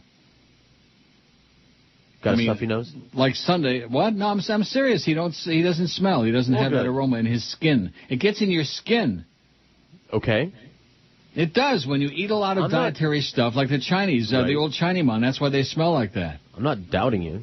Oh, God. I haven't had the experience. The old Chinaman? Don't. If you value your life, don't get close to an old Chinaman. God, they smell like the old country. Woo! In fact, Eastern Europeans, I used to get really upset when people would talk to me about, well, you're up there in Toronto with all that Euro trash, and I'd get upset about that. Because, like, where I visited in Europe, like in Berlin and Cologne, Rome, although there's plenty of trash in Rome, believe me. But I don't know, I just encountered people that, although Amsterdam, there's certainly plenty of trash in that city. Wow. But I just took exception because I like Europe a lot. But, the people from Eastern Europe, I guess maybe they have an allergy to soap. You don't ask them whether it's soap or body wash because the answer will be none of the above. I see. Neither. I've heard these things. Yeah. Oh. And loud and just obnoxious. Also people from the Middle East. Like the guy said yesterday in that email, I hate everybody. At least I'm an equal opportunity hater. That's right. Curry stinks. I ain't arguing with you. Oh, and whatever they're cooking. I mean, get off my elevator thing down there. I look down to make sure I'm stepping on terra firma. And I come down the hallway, and like the whole hall just stinks from that. I just can't believe people aren't complaining and screaming. What do they eat? Who's they? The Indian people. I'm talking about we had that India. Indian restaurant. A lot of really good stuff. I mean, curry is just one of the many spices that they use, but they just likely stirring. They use a lot of spices. They bathe in it. The food we had at the restaurant was great, and what they brought in here was great. Yeah. Stuff I'd never had in my life, and it was wonderful. Goat? Billy Goat? They brought me a goat sandwich, and it was great. A goat sandwich. Stop, you know how disgusting that sounds? That's like a sheep sandwich. Not the first time I've had goat either. People eat lamb all the time. That I don't like. Well, some of these emailers are sure trying to get your goat. Yeah, whatever. Lamb, I don't like lamb. It's gamey. I don't like any gamey food. I don't like duck. I don't like anything gamey, like venison. Oh, you ever taste that? Of course, all the time. It's not gamey. All the time, just this morning. Yeah. I went for years eating venison. No new emails on the email thing, Neil@neilrogers.com. I just every now and then check it, just so I don't miss anything like really spectacular. I've still got a pile, but we need a lot more emails. Trust me when I tell you. I think I'm going to pat myself on the back. Well, at least on the back of the shoulder there for how long since I've taken a call? I don't know, a couple weeks. Oh, get out of here. Couple of weeks? Like that one day for, maybe 2 minutes there, you pumped some on. Yeah, I made a bad mistake. I don't remember. I'll let you talk me into it. Hey, take some calls. Neil, George does so much more entertaining. He takes those great callers. Yeah, you take them. You deal with them. All right. Help them get it out of their system while you're on. Sure. Like starting now would be good. I could use a good nap before I go off to, where, 2 o'clock. Oh, and so they've replaced the Wheel of Fortune, the old ones, with... Last night they were closed down the row, and they're replacing it with new ones. They're still Wheel of Fortune. Okay. They still have the wheel, and they have all these sevens and stars. They remind me of those hybrid ones like they have at Pompano. Oh God, feh. But they should be ready, up and running by today, wouldn't you think? I imagine. Overnight, wouldn't you think that they programmed them and tightened them up real good so they tight as a snare drum? I just can't believe that a man with your intelligence, your intellect, sits in front of a slot machine. Yeah, I like it. I enjoy it. It's my hobby. And I sure hope it doesn't become Paco's hobby because, boy, when he goes, whatever I win, he loses plus, times 3. Mm-hmm. And he's starting to get into it now. Mm-hmm. He had that one bit of luck there on the $5 machine, the Wheel of Fortune in Vancouver at River Rock Casino, and all of a sudden he's a maven on the $5 machines. That's the kiss of death. I'm going to warn you again. $5 Wheel of Fortune. You will go broke in no time. By the end of whatever year you start, by the end of the year, you'll be on poverty row. You'll be sitting on a street corner. Spare some change, mister? Have a nice day, eh? All during this winter, and it's been a brutally cold and nasty and snow-filled. It's been a nasty winter. And there still are people living on the street corners. And I know you keep telling me that they have somewhere to go. No, they don't. That's their home. Okay. They sleep on a street corner in freezing, frigid. The wind chill is minus 19 Celsius, for Christ's sakes. Okay. And there are some of these people still sleeping on the street corners. And in the meantime, they keep building all these new condo buildings. I have no idea who's going to buy them. Who's got any money now? I don't know. Nobody. Nobody's got 2 nickels to rub together. Neil, I have 2 movie suggestions for you, says Chris. Bill Maher's look at the way he spelled it. R-E-L-I... Oh, I can't even say it. R-E-L-G-I-C-I-O-U-S. Religisius. Religulous, isn't that it? Religulous? Religulous. Ridiculous. And Zeitgeist, which is not only have I seen it 2 or 3 times, it's on our website. I haven't seen Religious because you haven't got me a free copy to see it, and it'll be making the rounds pretty soon on the cable. Right. You think I would actually pay to go watch Bill Maher? I mean, you tell me it's pretty good, and I'm sure it is. It's got some good parts. And it's got its moments. And bad parts. Unfortunately, it's like an inconvenient truth. It was fine, except that Al Gore was in it. It's a very, very good comparison. And I think Religious will be the same for me. I can't stand Bill Maher. Me either. Cannot stand him. Either. I can't stomach him. He is the twerpiest thing on... Even worse than Robert the Grim Reaper, the Lord of the Board. Even twerpier than that. They don't come much twerpier than Robert the Lord of the Board Grim Reaper. None. Uh-huh. How's Kenny Walker doing? Is he still reading liner cards on the coast or whatever he's doing? As far as I know. Good buddies with Joe Bell. That's why he got that morning gig. Oh, God. The Kenny and Blow morning show. If there's been a worse show in the history of this industry... I don't know what it is. The square table, gay or not, gay. That whole business. Oh, I think that old first team incarnation with Ron Hersey. I think that might have been the worst. Really? Hard to compare since I didn't listen to either one. Oh, you didn't even listen to the original worst team with Mifo and Joe and Geldy. Only incidentally here in the halls, you know. Didn't hear them doing all their live spots in every break. I heard that. Then belly aching about how long the breaks were. That was always puzzled me, you know. Mm-hmm. You have three guys on the show, and they're all doing every break. They're all doing a live spot for a minute and a half, and then plus the recorded commercials. And so they're doing like 9 and 10-minute breaks and have no length of listenership. And they're belly aching about it, but they're doing all these spots. And now Joe just forgot about the belly aching part. Now all he does is spots and interviews with people that everybody hates, like Alex Marvez, Andrew Rosenstein, House, Krantz, Schwartz, Berg. Aftulachas. This is Mohammed Ali, and this portion of the Neil Rogers 12 to 1 hour is brought to you by the letter 12. 1, 2, 3, 4, 5, 6, 7, 8, 9, 10, 11, 12 slices of pizza. All for me. More prime fingers, Dale Earnhardt Jr. That ain't gonna work, boys. 10 cars sliding, slamming into the infield. Jimmy Johnson, totally uncalled for. They got winners. They got losers, tire smoking stock cruisers. We got great seats for the big show. On top of our blue Winnebago, and with cold beer we just watch those driving stars. And believe me, if there's one thing NASCAR fans need, it's more beer. I'll take a beer. I'm having a beer. Cheers. I love NASCAR. I love NASCAR. It's my kind of race. His testosterone levels are just naturally higher. Being there on Sunday puts a big smile on my face. That asphalt track. what? Feels like my own backyard.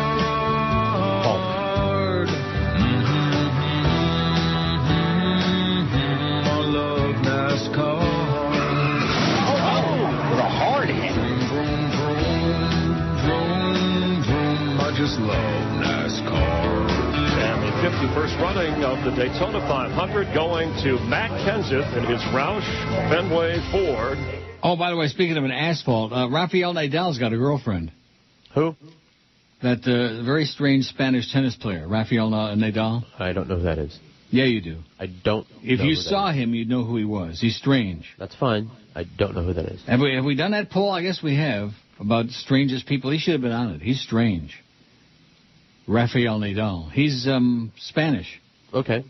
That's a Spanish name. The Spaniards don't eat curry. Or goat. Do they eat goat? I don't know. I don't think so either. Well, you've never been in Spain. Have you ever been to Spain? Nope. No, I have. I've been in Madrid. And it was just fine. Goat? It was okay. I don't remember the food. It wasn't just, I don't know. It just doesn't stick out in my mind. I guess it wasn't fish or fowl. It better not be. Do you want the sea bass or do you want the fowl, guinea fowl? Oh, boy. I sure miss those days flying, what was that make-believe airline? I don't know. Martin Scare. Value Jet. Martin Scare. Yeah, it's a subsidiary of KLM, Martin Air. And used to be, I don't know, maybe it still is. You couldn't fly from Miami to Amsterdam other than Martin Air. You want the guinea fowl, the curry horseball goat, or... oh, jeez. Horrible. And didn't make any difference which one you chose because they all tasted the same anyway. Used to be you get some pretty good food on airlines. Nowadays it's pretty much all crap. And I still say, give me that menu from the schleppers back in coach, like the sub sandwiches or whatever they get to order, and I'll even pay extra for it. I don't mind, even though you soaked me, you just bled me dry to sit in business class. But I'll still pay extra for like a meal I want to eat. Maybe stick your head through that curtain there and say, "Hey, anybody want to trade me?" Trade me lunch. That's a good idea. I wouldn't mind having like a little bag of like Doritos. I heard you had a little bag. A little bag, a little tea bag of Doritos and like a little sub sandwich or something. Even from Subway. Even from Subway I would eat it. Wow. Well, that's saying a lot about that crap that they serve as food, especially on Scare Canada. Oh. You want the salmon or the beef? Evidently, they're off Taurus, Air Canada. They're on the verge again. They every year or two, they like are right on the verge of going out of business. Mm-hmm. And then because they have that monopoly, I guess it makes sense that they keep them in business. I don't know. All I know is that they've been fine to me, but they just charge ridiculous fares. I mean, ridiculous. And a guy in my position can't afford to look... ridiculous? Right. Gus says, Mickey D's, it was buy one at the regular price, get the next one for a quarter pounder. Remember that? Yes. No matter what he would have written, you would have said yes, and so would I, because I don't remember. I don't. And I don't care, because I'm not into Big Macs. I just like their special regular sauce. burgers. That special sauce, it looks just like Barbara Bush. It smells like her. Haven't played that in a long time. Betty Davis, what is it called? Betty Davis, Barbara Bush's eyes. No, it's not. It's not? No, it is not. Marty Feldman eyes. Marty. Oh. Keep reaching. So anyway, you sent me this thing about where that expression came from, make no bones about it. Yeah, for what it's worth. To state a fact in a way that allows no doubt, to have no objection to. Origin. Oh, this goes on forever. Good. This will kill at least a couple hours. This is another one of those ancient phrases we accept with our mother's milk as an idiom, but which seems quite strange when we later give it some thought. Strange. Like Rafael Nadal. Strange. When we're trying to convey that that we acknowledge or have no objection to something, why bring bones into it? Yeah. Them bones, them dry bones. They call me Mr. Bones. That's right. Mr. Interlocutor. Just taking a little swig there. It's all right. Don't choke. Don't die. I'm choking over here. Nobody there to Heimlich you if you do. That's true. It's been suggested that bones were dice, which were previously made from bone and are still called bones in gambling circles. That explanation doesn't stand up to scrutiny. To make no dice about it makes little sense. A 1542 translation of Erasmus's paraphrase of Luke. He discussed the command given to Abraham to sacrifice Isaac. He wrote, he made no bones about it, went to offer up his son. Yeah, that's your God, okay? But give your son as a human sacrifice. Nice. Nice going, Avram. Boy. Erasmus wasn't noticed for his visits to the gaming tables and would hardly have used betting terminology to discuss a biblical test. I wonder if they had casinos back in those days. Think? Good question. They probably just gambled out in the street. What's the origin of dice, I wonder? Just what you heard. No dice. Bones. Like that. They made them out of knuckle bones. The actual source of this phrase is closer to home in hearth. In 15th century England, if somebody wanted to express their dissatisfaction with something, they didn't make bones about it. They used the original form of the phrase, I found bones in it. This is a reference to the unwelcome discovery of bones in soup. Bones equals bad. No bones equals good. You found no bones in your meal, you were able to swallow it without any difficulty or objection. And I found bones in it. In my curry, in my goat, in my curry. No one likes bony soup. Ooh. Even like in some kind of like chowder, every now and then you'll find like a little piece of shell or something, you know. And then, of course, the best thing to do is pretend you're choking to death on it and then sue the hell out of them. The earliest citation of the phrase in print comes from the Paston letters, which include a collection of texts relating to a dispute between Paston and the family of the Norfolk soldier Sir John Fastolf. Fastolf was incidentally the source of the character Sir John Falstaff in Shakespeare's Henry IV. As if. In the Paston letters, the context of which that the litigants are finally accepting a verdict with no objection, Paston includes in the line, and fond that time no bonies in the matter. What? In other words, and found that time no bones in the matter. Making bones is usually expressed in the negative. Isn't that what Mo Green says? I was making my bones when you were dating cheerleaders? That's exactly what he says. That's exactly what Mo Green said. I was making my bones while you were dating cheerleaders. Bones. What? I made my bones. That's what. Well, let's hear it from the horse's ass. Do you know who I am? I'm Mo Green. I made my bones when you were going out with cheerleaders. When you were going out with cheerleaders. Not banging cheerleaders, because that would have been giving them too much credit. That was Fredo. He was banging cocktail waitresses 2 at a time. The players couldn't get a drink at the tables. I had to straighten him out. You going to straighten out my brother?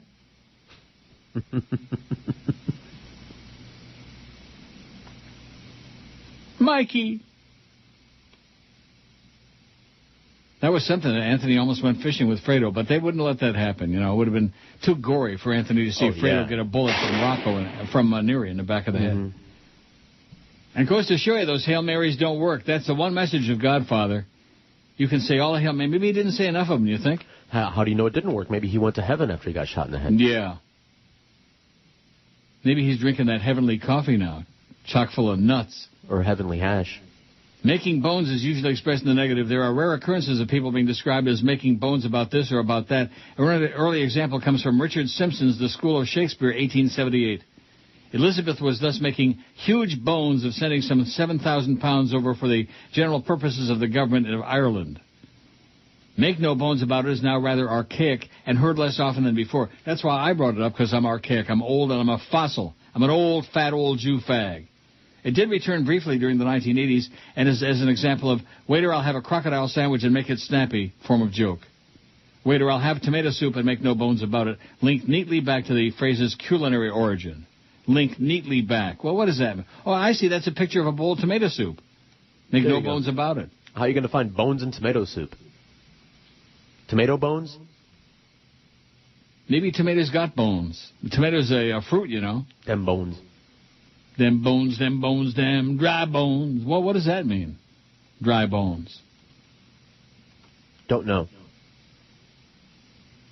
I know that dogs sure like their bones. When I had the 2 dogs, give them each a bone of similar, like a meat bone, you know, similar size. And boy, I'll tell you, neither one was satisfied with the one they had at the moment. Like little kids with toys, you know. I want your bone. Bah! Like that, really hostile. And the golden retriever was usually very, pleasant and friendly and not bah! Like that. Bah! But when it came to a bone, he wanted his own and the other dogs. He wanted, Right. He wanted to choose his own bone. Well, I think we just learned something very important. Oh, by the way, John ZTR wrote last night, I didn't write any negative emails to the show yesterday. I should never have revealed my identity because now any emails get credited to me. Do we credit all the emails to John ZTR? No, I think you're getting a little bit carried away with yourself there, John boy. One more thing, he says. One more thing. Just one more thing. Just a radio show, John. Just don't get... we appreciate all your good stuff and your bad stuff and your amusing stuff and your not at all funny at all stuff. We appreciate all of it. Because, boy, it sure helps kill some really desperate time. Oh, Neil! You're listening to Neil Rogers. Well, here we go again. 12:18. I'm very disappointed we didn't get... I guess we did get the right answer, out of spite. Maybe that is the right answer. And maybe it's not. Right. We need a third opinion now. We need a clarification on Afzulachas. Jay in Cooper City says, stay away from the new slots for at least 2 months. They won't pay out until they've made enough money to pay for the machine, man. This happened to me at the Hard Rock in Hollywood. Have a great day. Well, I'll check it out. At least 2 months without Wheel of Torture? That's just more withdrawal than I think I can deal with. You know what I mean? What do you mean? Can't deal with it. Maybe I'll feed them and build up some big jackpots in the machine. I doubt it, though. Rooster Choo Choo's got a caustic email here, long. Rooster Choo Choo. Newsflash, even if it's a decade too late. I started listening to you and the rest of the lineup at WIOD back in 1993. I've listened to you on and off for 15 years. Every time I came back to town from college, I would make sure to catch your show. I've moved back permanently and been listening for a few months. I have a newsflash for you. It's not the same. Oh, geez, no kidding. In fact, it is sorely lacking the quick wit and acid taste that was your show's signature quality in the past.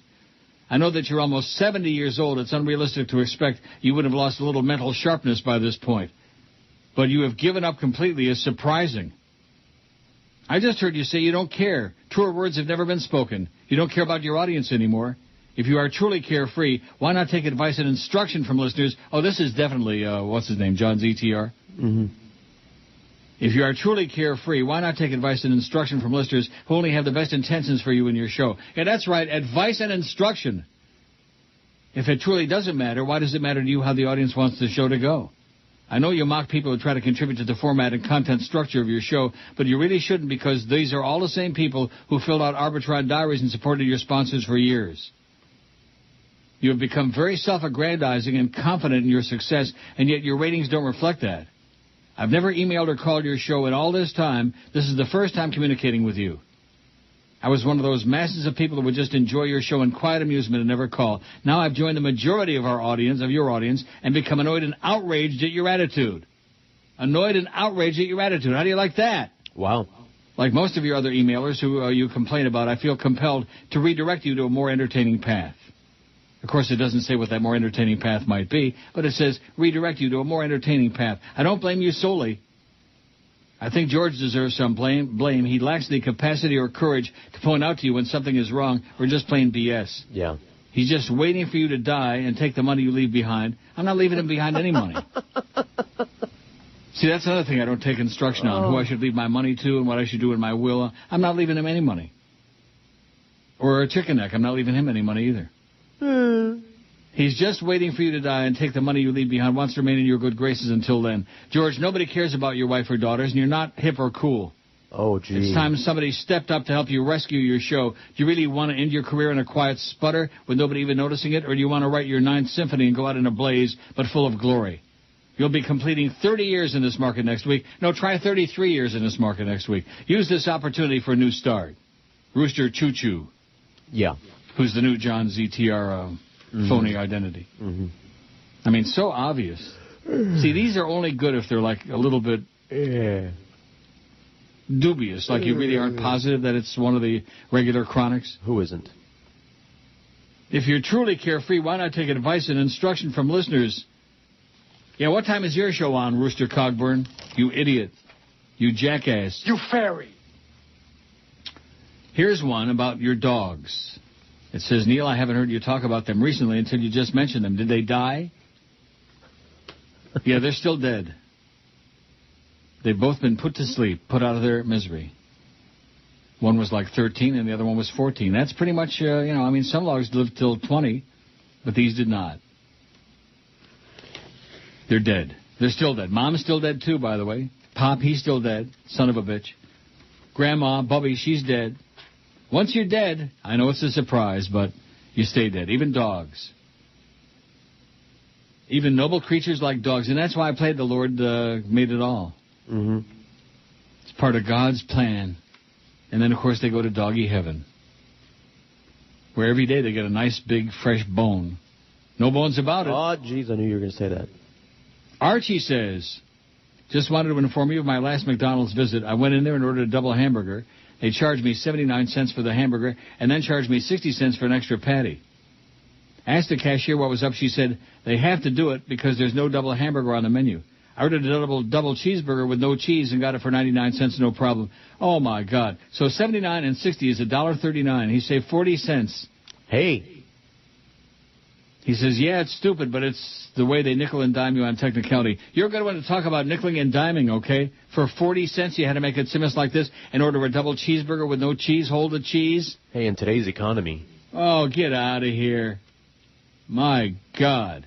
Even the frogs would be embarrassed by your grotesque cheapness. and talking about them nickeling and diming you to death. Ordered a double cheeseburger, no cheese. I mean, well, why they would even take that order is stupid. Right? Right. P.S. Any of you had the mini burgers from Burger King? They're great. Just tell them no microwave, or they taste like frozen White Castle from the microwave. Why would you want to get the mini burgers there when you can go to Wayne Arnold's and get the real, the Emmis, the Neely burgers? That's right. Bacon and cheese. Oh, God. And then not nuked either. They cook them right on the grill in front of you. Sounds like I'm giving a plug to Wayne, and I am. I wonder if he's ever going to bring you any food if you pay for it. Well, yeah, I tried to do that, but I didn't give him enough notice last week when Suds was in. So next time. Because everybody's raving about the Wayne Arnold's being reopened again, and rightfully so. They cook them right on the grill. Those greasy little burgers, man, with the onions, those great greasy little onions. Oh, God, to die for. And I still say that some of the best crap I ever had was at that Cactus, what is it? What's it called? Cactus Lounge in Vancouver. Oh, God, was that good. Right around the corner from the hotel. Okay. Three little cheeseburgers, tiny, on little tiny buns, with red onions and red relish. Oh, just to die for. And you're worried about not the same kind of sweetness like green relish. I know what you're talking about. But just delicious, just loaded with taste. Barry Jerry says the best airline in the world is Swiss. I thought they were out of business, Swiss Air. Mm. They fly from Miami to Zurich with connections all over Europe. They're heads and shoulders above any other airline. Swiss, Schweiz. Now, what would you rather fly, Schweiz or Schwarz? Finster. Swiss. I'm going to have to Google that during the break, because Swiss Air, I thought, went out of business. Maybe there's a new airline just called Swiss. And maybe their planes are like Swiss. They got, like, holes in them. How's Eastern doing? And National Airlines. Remember National was flying to Vegas and all that stuff? No. You don't? Of course I do. Non-stop from Fort Lauderdale. That's National Airlines. They lasted, what, about 5 minutes? Oh, Neil! Did he tuck it or did he cock it?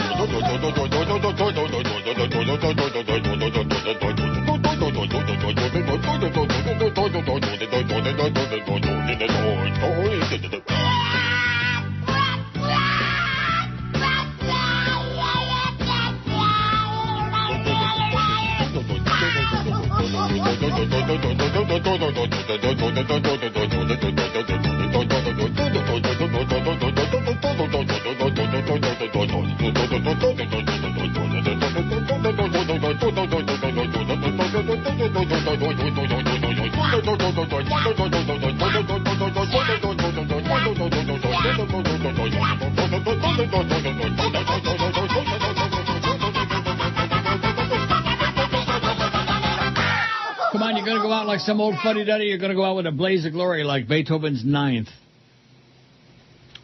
What a stupid, idiotic email that was. John ZTR, you can do better than that. They're getting too obvious now. Too over the top. Very simple solution if you don't like the way the show is going these days. Find something else to do. Simple as that. Am I right? Oh, yeah. And we show up every day. I even showed up here on Friday on the last day of my vacation to do the Pick the Pony thing. And that horse is still running, by the way. Janum provoker dorum. That's right. Your friend John ZTR that you've become so chummy with? Fat shut-in. Lifeless fat shut-in. I have no life. Let's see. Best airline by far is Sing Air, says McQuackenbush. Anytime I go to Asia, it's well worth the premium. Oh, Mike in Fort Myers says. Mike, whose handle is McQuackenbush. Sing Air, is that like Singapore Airlines, or is that different? I don't know, because I've never gone to Asia. Dow is up 59 points. Let's hear it. Oh! All right, there's the Obama bounce. Haven't heard from Maria B, though, today, or in a long time. She must be licking her wounds. You think? Maybe. California lawmaker introduces pot legalization bill. This is the same California that's broke. They're out of cash. Just like Sirius, we're fresh out. Remember that? Right. When we had that flurry of crap from the fake Greg Budell and the fake all these serious people. Oh, my God. And the funny part of it is I think some of them might have been... Serious? Yeah. If California Assemblyman Tom Amiano... Oh, that's like Amonin. That's Clemenza and talking to Vito Corleone in Godfather 2 with the big carpet. Amonin. I'm so glad that somebody straightened that out for me, because all these times I thought he was saying, come on in, you know. But you wouldn't say come on in, would you? Why wouldn't you? Amonin.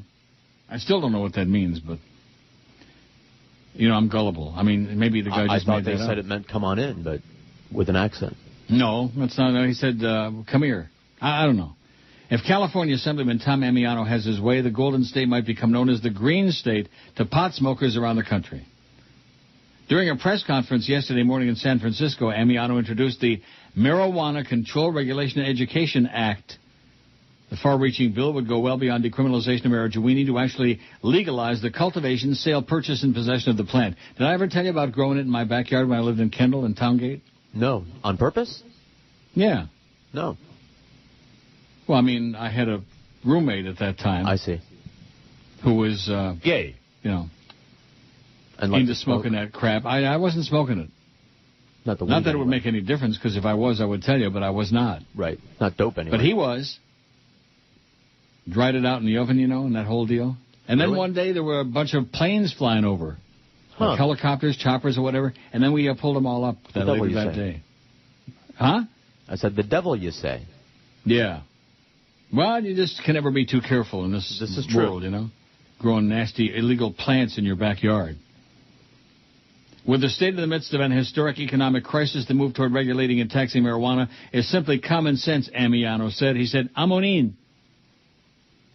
This legislation would generate much-needed revenue for the state, restrict access to only those over 21, end the environmental damage to our public lands from illicit crops, and improve public safety by redirecting law enforcement efforts to more serious crimes. Oh, geez, what a concept that is. Amiano and a group of speakers during the press conference described the bill as a simple matter of fiscal common sense, according to the San Francisco Weekly. The bill would remove all penalties under California law for the cultivation, transportation, sale, purchase, possession, and use of marijuana, natural THC, and paraphernalia by persons over the age of 21. Would prohibit local and state law enforcement officials from enforcing federal marijuana laws, and would create a $50 state fee for each ounce of marijuana sold beyond whatever pot will cost once it becomes legal, the newspaper said. $50 state fee for each ounce. That sounds a little bit excessive to me. Doesn't it? Yeah. Marijuana arrests actually increased 18% in California in 2007, while all other arrests for controlled substances fell. Steve Gutwillig, California's Director of Drug Policy Alliance, said during the press conference, this cost the state $1 billion a year, and taxpayers are footing the bill. Meanwhile, black marketers are laughing all the way to the bank. Just like us, we're laughing all the way to the bank. While you're crying, I'm laughing. So how's that car coming? Yeah. Now what did you tell me about somebody left? One of our salespeople? Gary Sarner. No, not Gary Sarner. He left and came back because he's got the naked pictures. He'll never leave permanently, no matter how many times they, he'll leave and then in a huff and then come back and be better off than he was before because he's got naked pictures. Bob Eisenberg. Bob Eisenberg is gone. Another Jew bites the dust. Well, he took a other position for more money, is what I was told. What do you mean by that? He was offered a better job and he took it. In the company? No. Oh. Well, good for him. Effing ass clown. Hey. Don't you remember what he said about me that first week we were down there on the second floor? I know, but, I was sitting right in there, and I heard it with my own 3 ears, man. Oh, that Neil Rogers, he's an effing ass clown. Well, you shouldn't have ripped his hairpiece. Nobody ever takes it kindly when you do that, When I rip their hairpiece? So far, usually they rip it right off and throw it away. Well, that's like what Steve Ziegler. Did. And Mo. Even Mo, the Mo man. Right. He removed those ridiculous pieces. Right. Remember that movie, 5 Easy Pieces? Sure. They were about Mo's collection. And didn't you tell me that he had like one Sunday go to meeting and different one for each day? Had an assortment, right. For special occasions. Mm-hmm. He had one that was called the Aftulachas piece. I wonder who the doctor was who performed the surgery on that one. That has to be many people's very favorite. Mm-hmm. That clip. That's a golden moment. The doctor who performed the surgery. And then Geldy, schmirkling. Geldy schmirkling, man. Nothing like it. 20 till 1 at 560 WQM. What are you, drudge packing? 560, 360, where to go, what to do, how to get there, and why. Join WQAM at Joyce's Jostle House from 4 to 5 a.m. for a private jostle in the VIP room. WQAM will be there with lots of cool prizes. Then join WQAM at the Dade County Methadone Clinic between 6 and 8 a.m. for lots of cool prizes. Prizes that may save your life at sea, like the 560 floating key fob. Excuse me un momento. Chicken rooster, chicken rooster, chicken rooster, chicken rooster, chicken rooster, chicken rooster. Okay. Ready? Join WQAM for the Crack Hole Streetwalker Walkathon. WQAM will be there with lots of cool prizes. And finally, join WQAM in Fort Myers this weekend for the American Family Association Convention, where you will find the latest in enhancement products that will make you thicker and wider. WQAM will be there with lots of cool prizes. So whatever happened to a Beaner Boy, by the way? I don't know. Your friend, you found him. I don't know. I don't know. We go through you this found him over the underpass. periodically. Why don't we play the tape what? of the last time we had this conversation, and it'll be exactly the same. And what's that? I haven't heard of him since, and I don't want to. Not my friend. Yes, I found him, or he found me. Nevertheless. What do you mean he's not your friend? Not my friend. He found us. I got him the job here. What happened, happened. Haven't heard of him since. That is Swiss Air, by the way. Somebody just sent me a picture of a beautiful A340 landing in MIA, a Swiss Air, with the white and the red, with the red little white cross, on the tail. Swiss Air, Schweiz, they're still in business. Oh, the fake Greg Budell is like really... he says, I saw your pic on Facebook. Well, that's interesting because I'm not on Facebook. You're getting old. When you pass on, me thinks the Greg Budell show would fit in nicely at QM. What say you? You still suck, Greg, and everybody hates you like poison, like they always did. Love, Greg.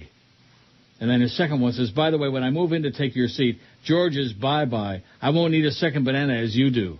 Oh, no. One thing we know about you, Greg, you would never need a second banana. It's a good time for the great taste. Phony baloney. Neil, this is Noodles, reminding you that it's always a good time for the great taste. Oh, brother, say what you will about George, but he's heads and shoulders above Noodles, above Don Agony. God, talk about an appropriately named ass clown, Don Agony.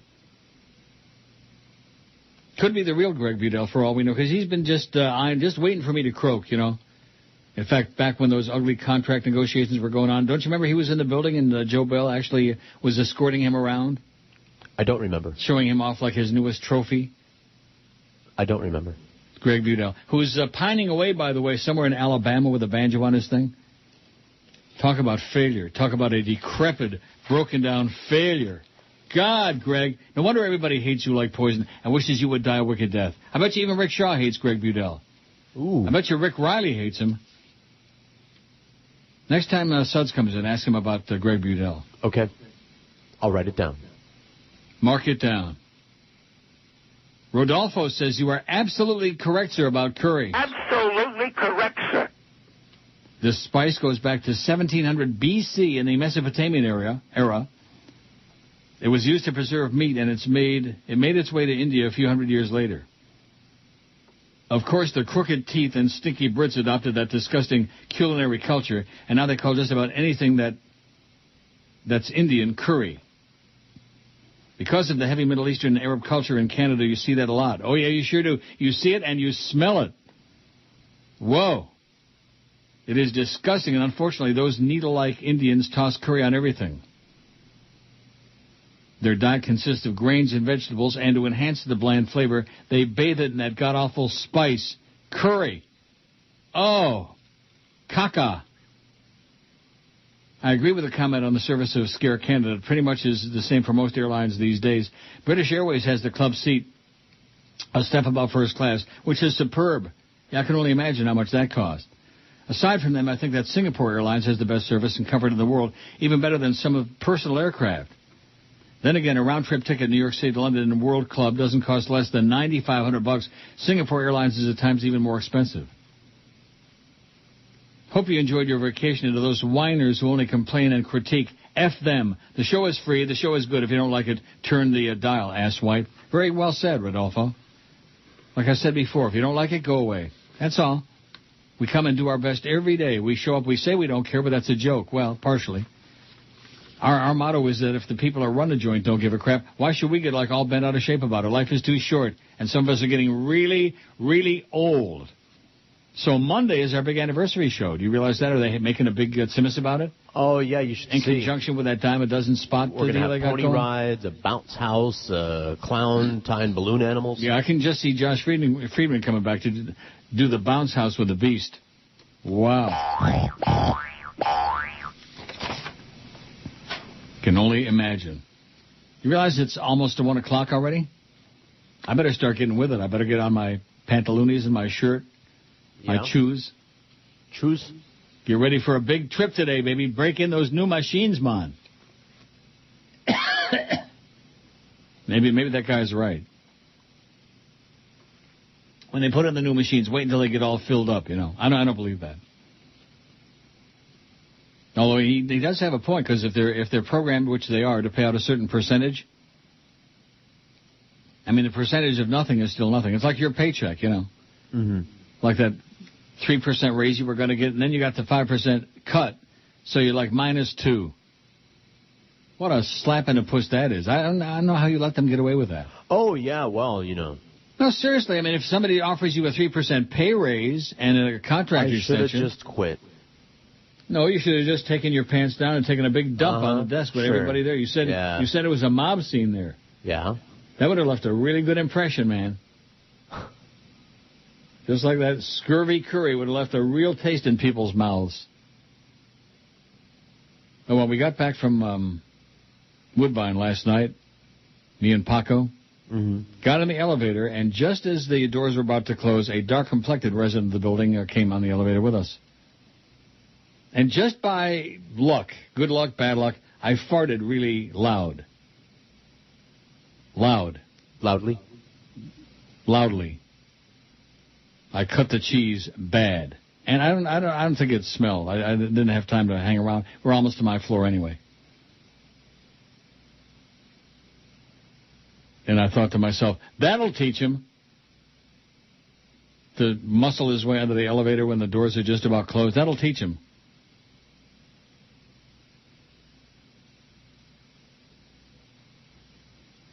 Yeah. Do you think I was able to do it intentionally, or was it just an accident? I think it was lucky. Yeah, I think I was luckier there than I was at Woodbine, although I did pretty good, except for Taco Paco losing whatever I won. He's good at that. What do you most admire about Abe Lincoln is our horseball poll today, and we are just embarrassed and mortified. That poll is Afzulachas. He freed the slaves, Lincoln did, 72. WTF is going to be number 1. It's got 66 already. It's going to pass the slaves like they're laying out. He saved the Union, 56. He led the nation through the Civil War, 50. Well, isn't that the same as he saved the Union? I imagine. Well, Charlie B has to make a whole lot of choices on here, but which makes it look to the unsuspecting like it's a really good poll. It's a piece of crap, Charlie. It sucks. He was a great president, 43. He succeeded despite limited schooling, 22. He wore a spiffy stovetop hat, 19. He might have been gay, 18. His Gettysburg Address, 18. He liked to tell stories and crack dirty jokes, 13. He was honest, Abe, 13. He was pro-labor, 10. He gave his name to a fine car, 8. He was a master debater, 8. He looks good on a shiny new penny, 5. I don't think he looked good on anything. He came from a log cabin, 5. His memorial in D.C., 5. He improved his looks with a beard, 3. He graces the $5 bill, 2. His height, 1, and his name, 1. Abraham Lincoln. What? I don't understand what the deal is with his name. Honest Abe? What about it? What about Mary Lincoln? Crazy Mary? Remember Crazy Mary Lincoln? Yeah. So that's the poll, such as it is. How many votes we got? 400 and some odd. That's not bad. 440. If we can make it to 500, I think that fake emailer before was full of crap. Oh, you're going to be celebrating. First of all, he's got all his numbers wrong. I'm not anywhere near 70 years old. 66 in a couple of months, okay? Not even 67 yet. One thing I've learned is that when you start getting this old, you don't start pushing the next decade. Oh, he's almost 70. Then it'll be like almost 80. Or maybe then it'll be in a box. I don't think that thing about being in a box is all that bad, you know? Not that I'm, eagerly awaiting it, but I don't think it can be all that bad. Not if it's a nice box. An ice box? Sure, that too. Yeah, put him on ice. Freeze the old son of a bitch. Ice box. Remember they used to call, way before your time, they also used to call refrigerator Frigidaire, which was also a brand name. Mm-hmm. But they used to call it the Frigidaire, the fridge. But also ice box. I remember when the Iceman and the Milkman used to come to our house in Rochester. The Iceman had a big, like calipers, like the things that Big O uses to measure those jocks' penis. A big calipers to carry the ice. What? I thought he used a ruler. Calipers. Really? Oh, yeah. Ask the Big O when he comes in. Ask him how the players measured up. Ask him how Brady Quinn measured up. I bet you he's hung like a butterfly. Like a mosquito. Maybe that's what he's reaching around for in all those pictures. By the way, speaking of pictures, this next week or two, especially in honor of our anniversary, 33 years in town, we got to rejigger our website. It's getting really old and stale. It's kind of like the show, Old and stale. Oh, I'm waiting for that great wit and for yeah. Sure you are. Take a Schmidt and you'll find some wit. Stick your head in the bowl with it and then press that little lever, man. Scott in Pinellas Park says, when I was in college up in Civilization, Massachusetts in the early 80s, the term referred to joints, bones. Anybody got any bones? Was a way of asking if anybody had any weed. Now, really? Do you use such lingo? No. Have you heard such lingo? Anybody got any bones? Nope. No? Well, maybe you better start asking. Maybe you'll get better and bigger joints. Roll them up in the damn Herald. I'll try that's not saying much anymore. They used to be quite an accomplishment. But now, all the newspapers are about 4 pages. And that's because everybody's going out of business. Everybody's going broke. Radio stations, TV stations, newspapers. Everybody's going bust. Got a big-ass depression. Oh, here we go. You are on Facebook. There's a Neil group on FB. I don't care. And there's a link to it. Maybe I'll check it out. You think? Whatever. Oh, here you go. Maria B. answers the call. Maria B. Boy, she got some freaking nerve. I'm still waiting for the confirmation for the Invest for Your Future Friday segment. Yeah, we're replacing the horse racing thing, the Pick the Pony, with the Friday segment with Baggy Maria B. Can you imagine that? Invest for Your Future Friday. Well, at least that's something to look forward to in the 1 o'clock hour is Maria B.'s latest missive. Oh, Tiger Woods is ready to play. Now we can go on. Oh, Neil!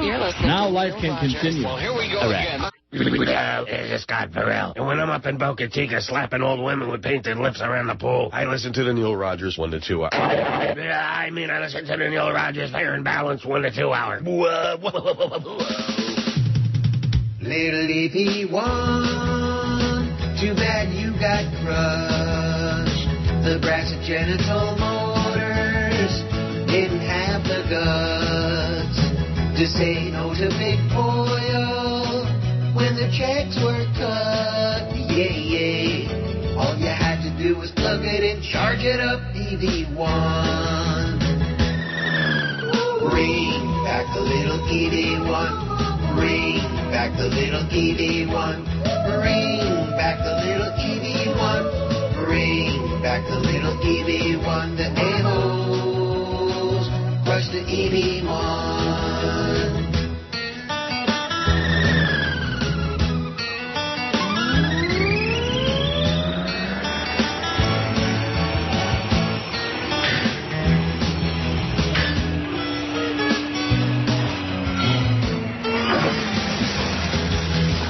The SUVs that they sold ya, got a gallon per mile. They say they're gonna have the vote, but not till 2009. And with the big three going broke now, listen to her whine. Instead of shutting all your factories down, you could have sold 1 billion cars by now. It was a big mistake for GM to take away the EV1. Bring back the little EV1. Bring back the little EV1. Tell big oil, shove it up their butt. Bring back the little EV1. The A-holes crush the EV1. All right. 103. Oh, I had a really great caustic email on there, and I lost it. Oh, no. Where the hell am I going to find it? Oh, here it is. In the trash. Here it is from Mr. Phone Number. You know, people that have no name, not even a fake one, but they have a phone number. Right. 2008 overnight visitors to Miami, 12 million plus. 2008 overnight visitors to Vancouver, less than half, 6 million. Yet Rogers goes twice to Vancouver, but not once to Miami. Yeah, and the point being... See, I don't know about you, but this is the way I look at it. It's my money and it's my time, and I'll spend the money to go wherever the hell I want and do whatever I want without answering to some anonymous jackass with a phone number. What? No, you got to put it up on the poll every time you want to go somewhere. Oh yeah, that's right. Can Neil go to Miami or whatever? List off your options. Let the audience decide where you go. Blow it out your ass, Mr. Phone Number, Mr. Anonymous Phone Number. Not even smart enough to come up with a fake name. That's really pathetic. Now, let me check that Facebook thing out. There's a group on Facebook about this show. Oh, yeah, there's my picture. Yeah, I'm old. And there's George. There's us. From that horrible, that wonderful day at the Gulfstream. The Neil Rogers Show. It has nothing to do with me or you. Are you familiar with this? I'm aware that it exists, but... You are? I'm not. Well, who put it up there? I don't know. If you click somewhere on there, it'll say. We have 55 members. We got Scott and Joel and Michael and Sherry. There are groups for Cocoa Pebbles. I mean, there's, you know. Oh, my God. Neil, thanks for accepting my request. I'll log off now and listen to your response. What are they talking about? Mm-hmm. Accepting my request? This thing is it's like the unauthorized Facebook. Sign up for Facebook to join the Neil Rogers Show. How do we get rid of this? I don't know. Report it to Facebook or something? We do what? I don't know. Well, screw it. Chew it and screw it. Oh, Albert. Oh, good old Al. Dr. Al. Remember Dr. Al? Yeah. I blocked him, but he's back on the block group. So let me see what he's got to say. Something about hemorrhoids. Remember Dr. Al? Yeah. You do? Vaguely. Here's one. Have you ever been to Prime 112 in South Beach? And it's got a picture of a beautiful-looking place. No, I have not. And nor will I ever. I'm sure of that. He goes to Vancouver. He's got some nerve. Yeah. I'm sure that Miami is a far superior city to Vancouver. Make no mistake about that. Like I said, they share the same problem. Beautiful places, wrong people. Dr. Al says, after my bloody exploding hemorrhoid last October, I began to have a lot of bloating and discomfort. I remember you used to complain about irritated bowel syndrome. I guess I had that along with the most stinky farts unimaginable. So today I'm on a liquid diet in preparation for a colonoscopy tomorrow. Ever had one? Yes. Should I be scared? No. Any info would be greatly appreciated. You won't even know that they were snooping around up your ass. And, of course, in your case, Dr. Al, probably wouldn't be the first time. But, no, they give you, like, some knockout stuff. They give you a shot. And then they have their way with you. You know, they do whatever and you wake up and you have no idea what happened. And you're a little groggy, and that's it. And then they give you the good news or the bad news. Like you've got a tumor in there the size of a bowling ball, Dr. Al, which we hope not, you know. Looking for medical advice, he says. How do you like that? This guy's got a real problem. Maybe he's an ass clown. George got a big charge out of that ass clown thing. Yeah. I don't know why. But I don't know what it means. It just sounds funny. Ass clown? Well, we can't say the other word, the whole word. Oh, that's right. So Ass Clown, I think now. Right. Now, once Joyce gets wind of Ass Clown, she'll probably, oh, gee, you can't say that because blah, blah, blah, blah, blah. Yeah. This Wayne Beeson, this Queen, quit sending me crap, okay? Everything he said, he's some professional queen with some organization. I'm just not big into these emails from organizations, you know what I mean? Mm-hmm. Media consulting, yada, yada, all this crap. Here's Maria Bartiromo, who responded. Doesn't it warm the cockles of your heart? Warm something. Well, what does that mean, warm the cockles of your heart? I don't know. You want me to look it up? Look up cockles. Doing it now.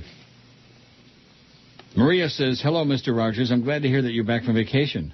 I did listen yesterday, but was swamped covering the story on how the government might be nationalizing the banks. While you were gone on vacation, I got a makeover and cut my hair short like a bowl cut. You still look like crap, honey. And your bags are worse than ever. I saw her for 10 seconds yesterday. It's a on the Gambling shellfish. Channel. What? Remember that song? Selling cockles and mussels, alive-o? Yeah, it's sure. A shellfish, like a clam. No, I'll be damned.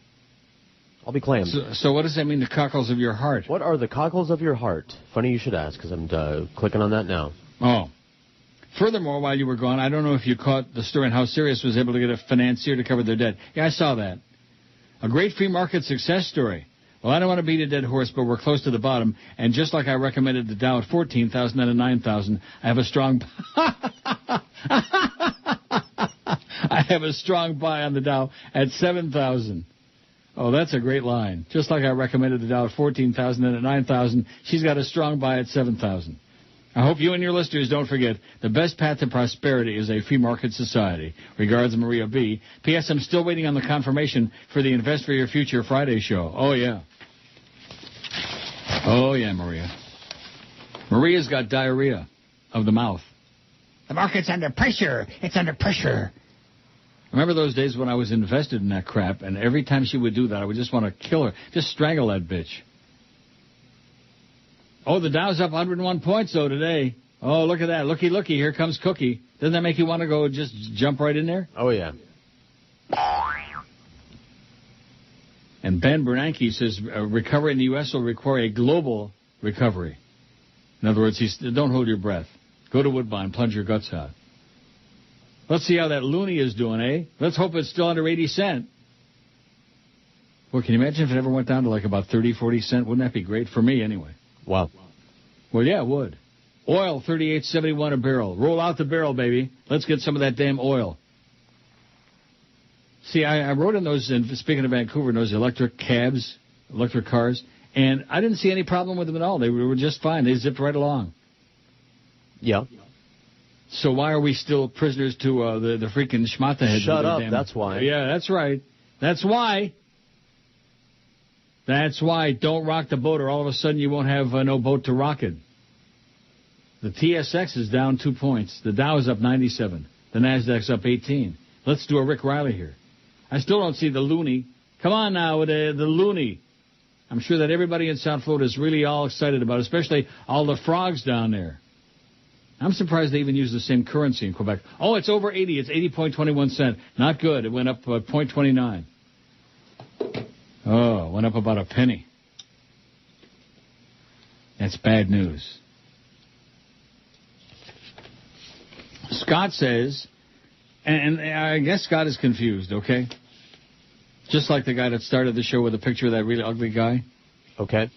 With sincere and deepest apologies, I forward this bit of scientific news to you, apologizing for both its eluding generalizations and, more importantly, the mind link it may have between you and the object of your quiet affection at Woodbine. Keep up the whatever. I'm going to love you much, Scott in New York. It says, this is a story, and the headline is, Condoms Too Big for Indian Men. That's an old I'm not a size story. queen. I don't care about such things. What? That's an old story, whether or not it's true. It's from BBC News. Well, then it must be. But from the BBC, eh? A survey of more than 1,000 men in India has concluded that condoms made according to international sizes are too large for the majority of Indian men.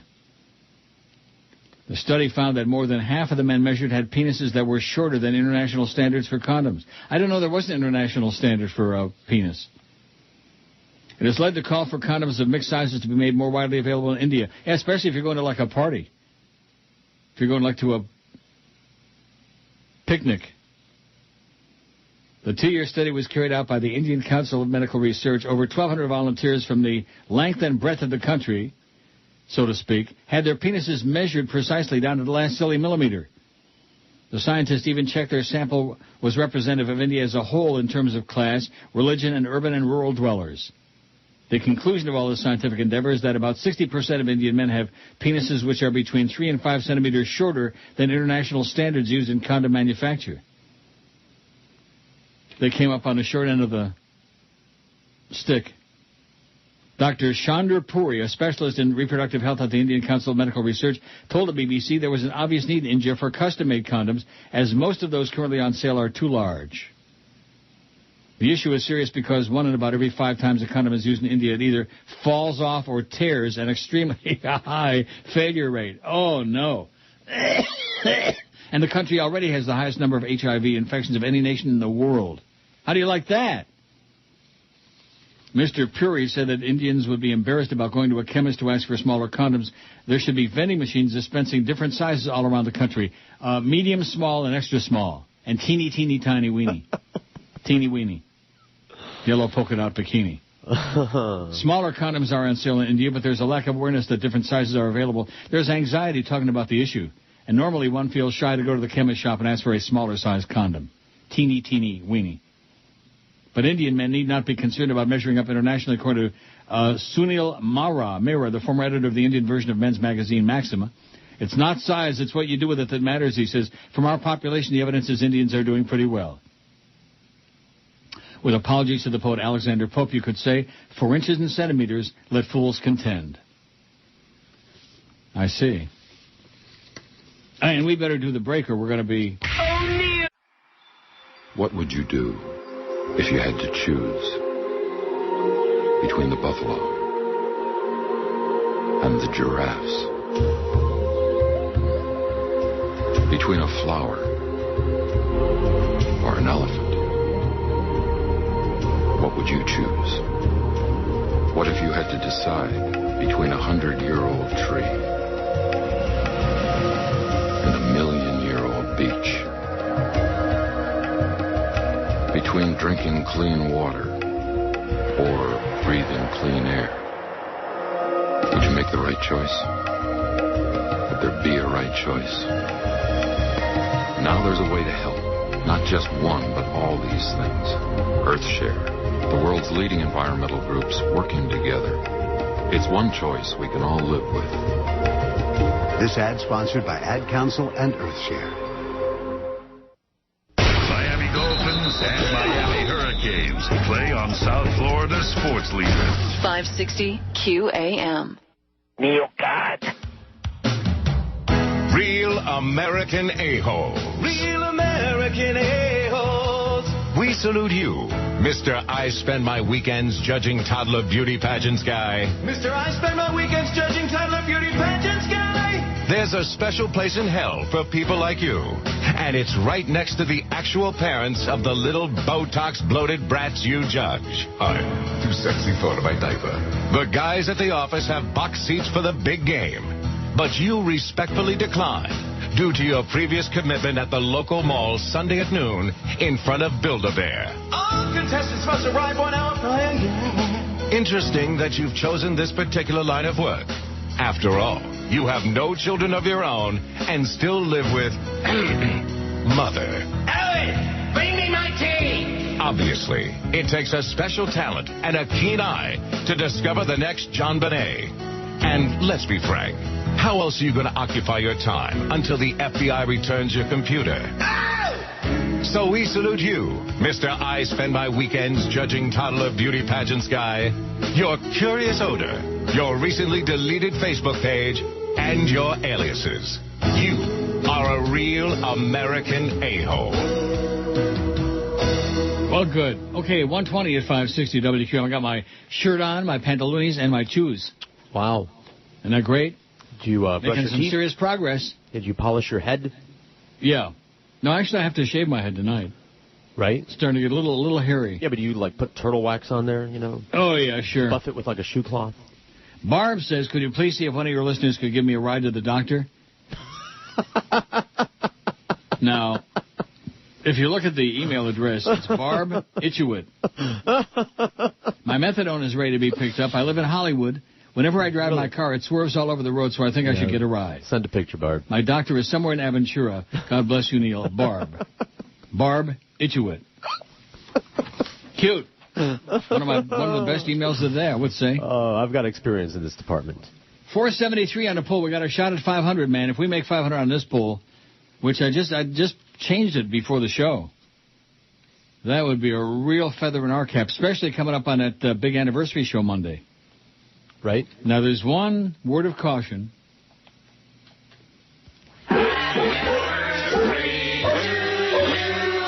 Oh, well. See? Like I said, now you got to clean it up. I didn't even get to the Uncle D-bag, yeah.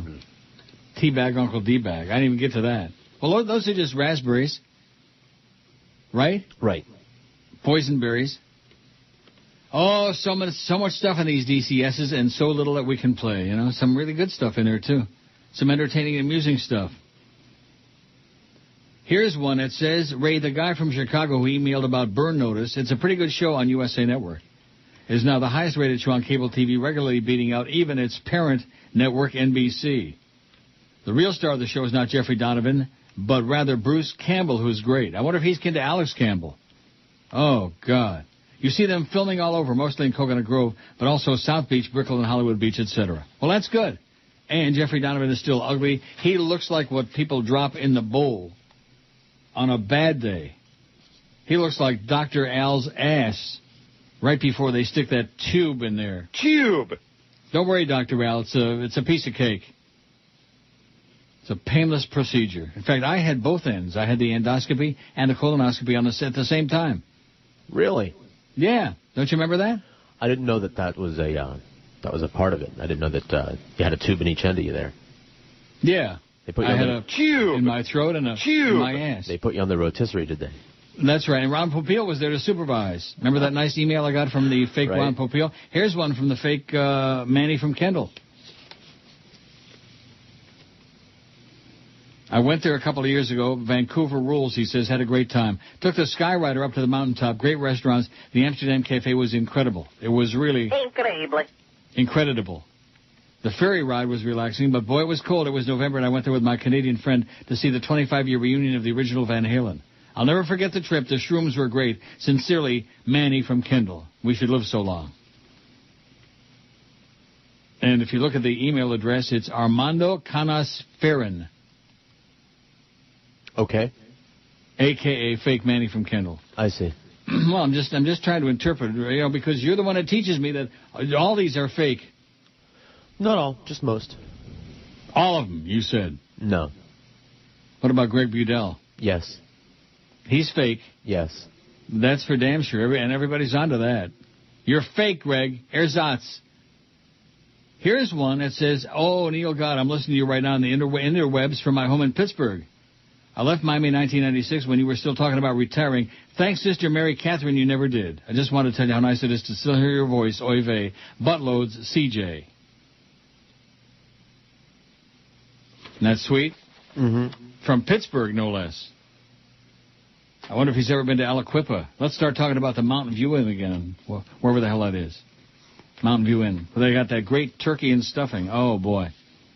It's a good place. I wonder if that's still there. Right outside of Pittsburgh. You think? I don't know. I'll go check. You've never been anywhere anyhow, so... That's right. I've never been anywhere. No, you haven't. You've been to, all these, Montana.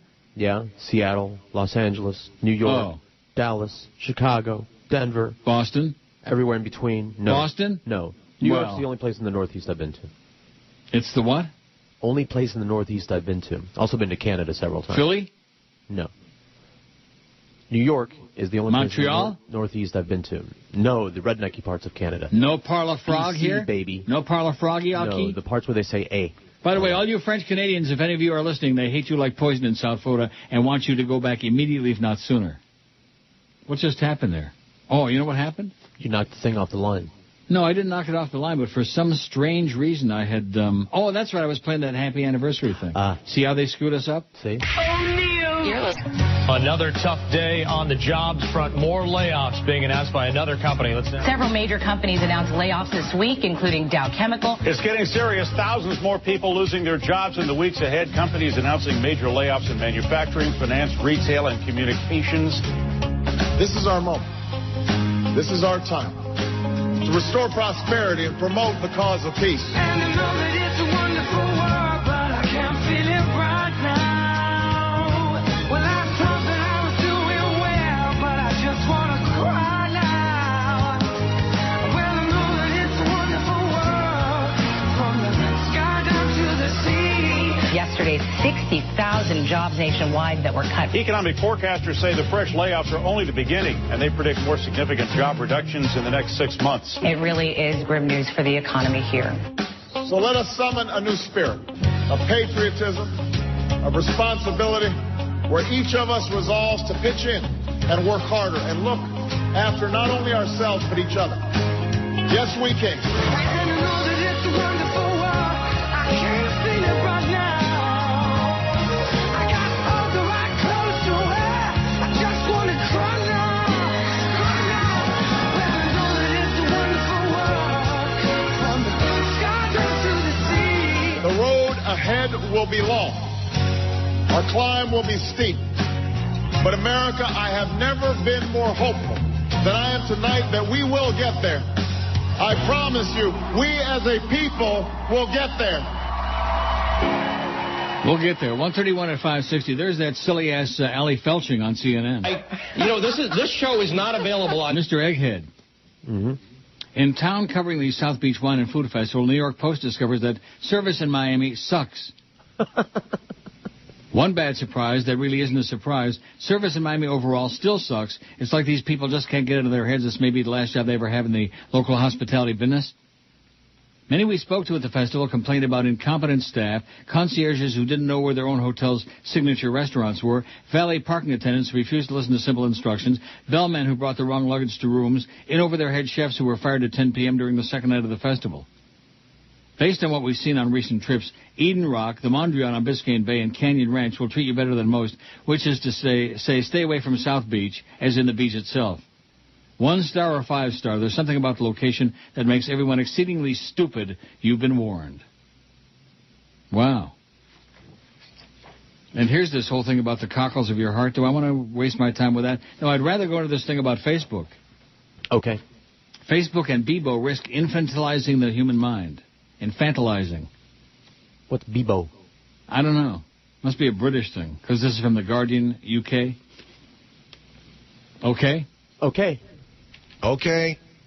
Now I'm wondering if I should go ahead with this. Go ahead. Oh. Oh. Woo! That was special. Yeah, it was. Well, the reason I'm looking at this is because somebody just sent it to me, number one. And number two, we have that Facebook site for the show, which is totally unauthorized, has nothing to do with me or you or any of us. And it just goes to show you, whatever's on the internet's, man, like you say, most of it's crap. Most of it is fake. Yep. Greenfield warns social networking sites are changing children's brains, resulting in selfish and attention-deficient young people. What?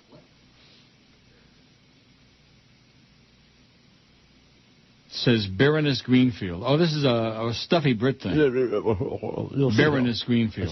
Social network sites risk infantilizing the mid-21st century mind, leaving it characterized by short attention spans, sensationalism, inability to empathize, and a shaky sense of identity, according to a leading neuroscientist. The startling warning from Lady Greenfield, professor of synaptic pharmacology at Lincoln College in Oxford and director of the Royal Institution, has led members of the government to admit their work on Internet regulation is not extended to broader issues, such as the psychological impact on children. Little Children by Billy J. Kramer. Greenfield believes ministers have not yet looked at the broad cultural and psychological effects of on-screen friendships, such as Facebook, Bebo, and Twitter. They didn't even mention MySpace. That's old news. She told the House of Lords that children's experiences on social networking sites are devoid of cohesive narrative and long-term significance. As a consequence, the mid-21st century mind might almost be infantilized, characterized by short attention spans, sensationalism, inability to empathize, and a shaky sense of identity. In other words, I have no life. Like that. Which I do agree there's a lot of that going around. Do I really want to go through this whole thing? I don't want to. About cockles? No, that. I already threw that away. Oh, good. No, about Facebook, infantilizing the mind. Yeah. It's boring. Pseudo-intellectual claptrap. Butt-plug Brits infantilized the mind. Stuffy-ass Brits. They still got that whole royal family crap going on. They're talking about infantilizing the mind. My God. Talk about the pot calling the kettle pink. Oh. Jerry says you could only sue a restaurant for a foreign object in soup that couldn't be reasonably found in said soup. Did you know that? Speaking about, that goes back to that thing about to make no bones about it. No, like hair, a fly. For example, a large hunk of crab shell, that happened to me, in your chowder, a chicken bone, fish spines, etc. However, one time I did find a Duracell battery in steak sauce. Luckily, I found that before I choked on it. However, that kind of foreign object could be cause for a lawsuit, says Jerry. About lawsuits in chowder. Well, I sure do like that chowder. In fact, I'm warned that this week one day we're going to Red Lobster for lunch. I know, it leaves you limp, you and the whole audience. Well, I do take your word for it that it's different there. Well, let me give you an example. The Ruth Chris here in the Hilton Hotel is far and away better than the ones I've eaten at down there. Okay. I mean, I trust your opinion about food. Well, there you go. It's something I know a little bit about. Not a lot. Right.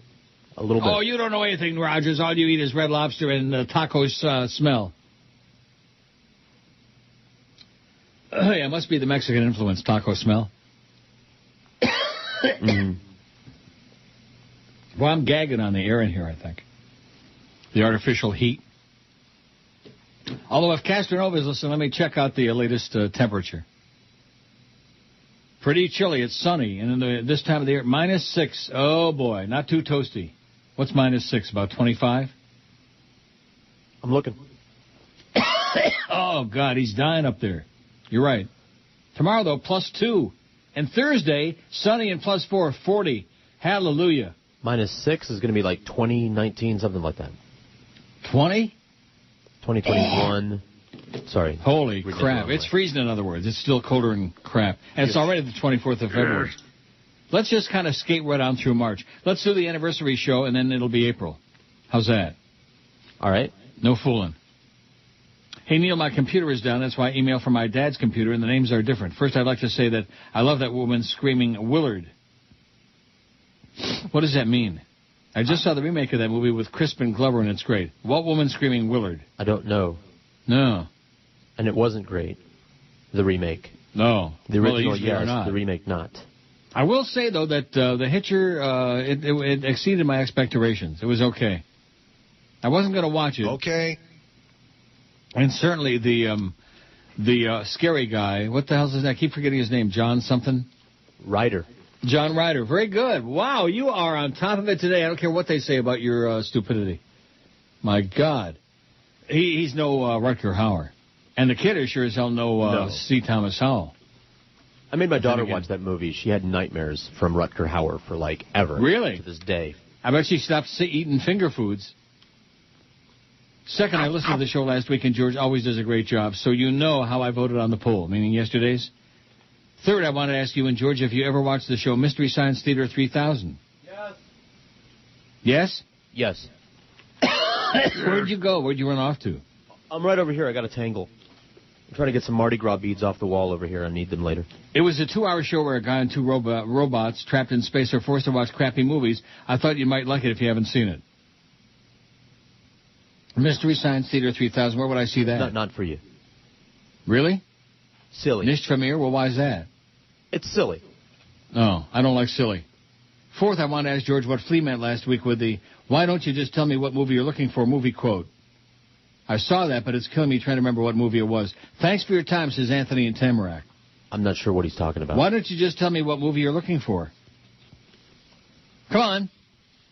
Quit holding back. By the way, somebody says the Broward drop is what that person thinks is Willard. Oh, Willard. Willard! Really? I guess. Who said it? I beg your pardon? Who said that? A listener. Doesn't have a name on it? Right. Yeah, it sounds like Willard. Yeah. Neil. You're listening to Neil Rogers. Suck it in and hold it. I'm Chris Matthews. Welcome to Hardball on MSNBC. I got so much spittle around my food hole I could water the grass. Quite possibly it's from all those years of working for Tip O'Neill.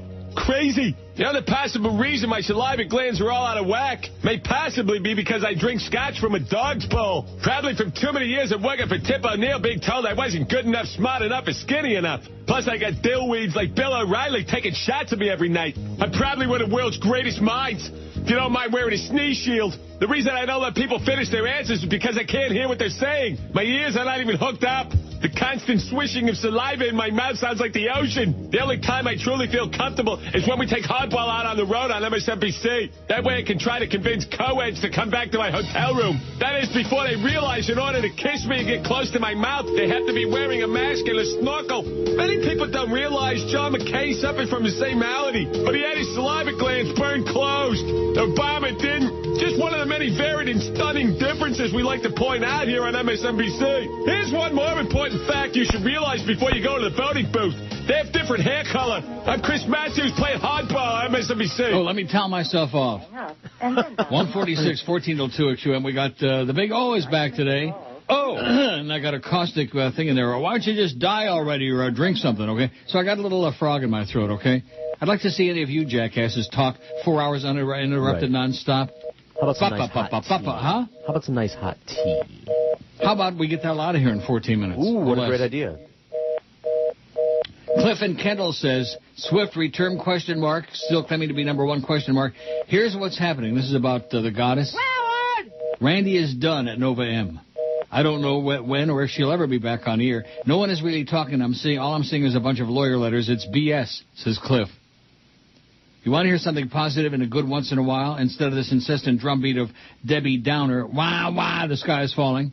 Of course, the sky is falling, or so it seems, but we already know that. The bitter bus is already full. I want to get off. The bitter bus. Or as one of her disillusioned listeners writes, last time I listened, the only ads on her show were for hypnotized weight loss, buying gold, or cream for women to smear on their faces while they sleep. Do these advertisers represent the fan base that could rival that of the Oakland Raiders in loyalty? Randy has done everything in her power to scuttle her own career by attacking fellow broadcasters, her employers, national figures who don't deserve the gutter mouth, scorn, or any of the multiple TV hosts who've had to tell her to shut up and let someone else speak. Says Cliff and Kendall. How do you like that? So she's off the air now. She keeps getting canned all over the place. You notice that? Yep.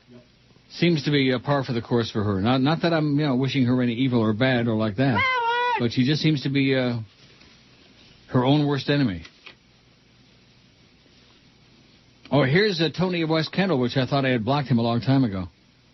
After hearing the email that Rooster Choo Choo sent you, I had to respond. I'm sure you did. Your show is the best talk show around. I thought it was unfair and outright rude for saying that George didn't love his wife or daughters.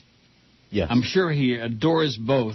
I know when you say you don't care, you use that as part of the show, not describing your sensitivities. No, we don't care, Tony. Right. Saludos a George, says Tony in West Kendall. Thank you, Tony in West Kendall. Boy, I think I need a couple of Snickers bars. Will straighten that out. Yeah. Especially the ones with those nasty peanuts in them. The ones with the salmonella. Yep. No charge. Rudy says Vancouver has been called a city of neighborhoods, each with a distinct character and ethnic mix. People of English, Scottish, and Irish origins were historically the largest ethnic groups in the city, and elements of British society and culture are still highly visible in some areas, especially South Granville and Kerrisdale. The Chinese are by far the largest visible ethnic group in the city. No Schmidt, man. You talk about lots and lots of Chinaman. Wow. Also, Vancouver is consistently ranked one of the 3 most livable cities in the world. According to a 2008 report by Mercer Human Resource Consulting, Vancouver's got the 4th highest quality of living in the world after Zurich, Vienna, and Geneva, and ranked number 1 by The Economist magazine. 4th highest quality of living in the world. South Florida's demographics aren't even close to Vancouver's. You must be crazy, you must be nuts, it says Rudy. I've visited many North American cities, including Toronto, but Vancouver would be my first choice to live if I ever moved from Miami, but I hear it's very expensive to live there. In a few months, I'll be going on vacation to Vienna, Austria, London, England, and Burgess, Belgium. Burgess? I remember Smoky Burgess. Have you ever been to those cities, and what's your favorite? No, I've not. I've been to London to the airport, and that's as far as I want to go. You been to Burgess, Belgium? Nope. I never heard of such a place. There's Brussels and there's Antwerp. I think that's where the term twerp came from Antwerp. Ask Robert Grieper, he would know. You know the Grim Reaper, the Lord of the Board? That's right. So I haven't been to those places. Sorry, Rudy, I can't help you out there. But I do love Vancouver. It's a nice place. And yeah, there are people who do tend to be a little rednecky, and lots of Chinese. But everybody's friendly and seems very nice. They don't give you, bah, bah. I didn't get any of that while I was there. Bah. No? Oh, and I never got to this Jazz McKay thing. It's a good thing I got to this. Dadgummit. Neil, it was nice to hear from you today, meaning yesterday, which I didn't, I guess somebody out there heard me talking about him and sent him my salutations. I'm doing great in Bakersfield. I love this gig because I feel I'll be safe here for a very long while. My GM is a big fan of mine and hired me away from KMJ in Fresno because he felt I was better suited for Bakersfield than Fresno. He was right. My numbers are huge. Number one in a town dominated by Mexican stations, and KUZZ, a country station. I beat them all, says Jazz McKay. See ya, buddy. All right. Neil, I've always wanted to thank you for inspiring me to do talk radio. It was because of you I left music radio to pursue my desire to do talk formats. When I was at Hot, I would listen to you every day and say to myself, there's more to this business than playing crappy music. I want to do that. That? Yeah, that. It always meant so much to me to win your approval when I came to WIOD. When you requested that I cover your shift when you were on vacation, I was elated. Knowing that no host had ever filled in for you at WIOD till you asked me to do so was an honor I carry to this day. Thank you, my friend. That really meant the world to me. How do you like this? This is so emotional. Wow. I'm not sucking up to you. I'm serious about holding you in such high regard as a mentor. Wow. I don't know if you'd like my show today. I do a right-wing, ultra-conservative show with the edge I learned from you. But regardless, I feel you'd like my style. I take no prisoners and tell it like I see it. I thought prisoners, that was his audience. I believe everything I say in my show, but I don't take myself too seriously. I had a caller today who took something I did last week way too seriously. I told him this, it's only a radio show. Relax, it doesn't hurt. It's just a joke. It's just a radio show. That was pure Neil Rogers. That was your influence on me. I hope you're doing well. I wish you the best. Please stay in touch with me. Take care of yourself and know that I love and respect you as a broadcaster and a friend. Jazz McKay, Bakersfield, California. How do you like that? And that's sweet. For real, I'm sure of it. Me too. Because it's got his logo guy. And thing, huh? From a tough, burly guy like him. Yeah. That's very sweet. Wow. Oh, and here's one from John's ETR. I didn't get to it today. We'll get to it tomorrow. Which I'm sure he's Rudy Choo Choo or whatever that guy was. The Chattanooga Choo Choo. Whatever. And here's the really big news. Fat Chris would be proud as punch, and Hubert Humphrey would be, too, if he weren't dead. 506 votes on the poll, on a crappy poll about Abe Lincoln. Oh, Flea. The line, why don't you just tell me what movie you want to see is from Seinfeld. It was when Kramer had a number one digit away from movie phone. I see. Yeah. And now the George Rodriguez Show. In the nude. I love my work. Maybe I do. Oh. If you ain't got no money, then Barack's got some. STIMULUS,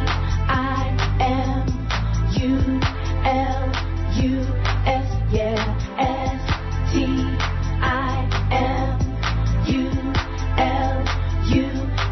They gotta spend cash from Capitol Hill. Economy won't crash with 800 bill. All these programs to create jobs. It's the stimulus. Oh, it's costly. The stimulus. It's the stimulus.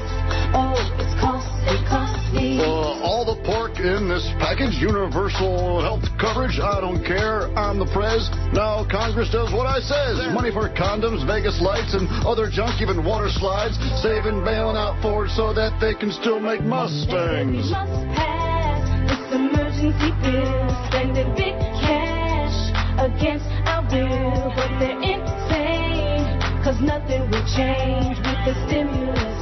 Oh, it's costly. My stimulus, it's my stimulus, it's, Costly. Right, that's what it is. Neil Rogers is on. Middays 10 to 2, 560 QAM. This is football town. And this is your football station. South Florida's sports leader, 560 QAM. It stinks in Miami town at 560 WQAM.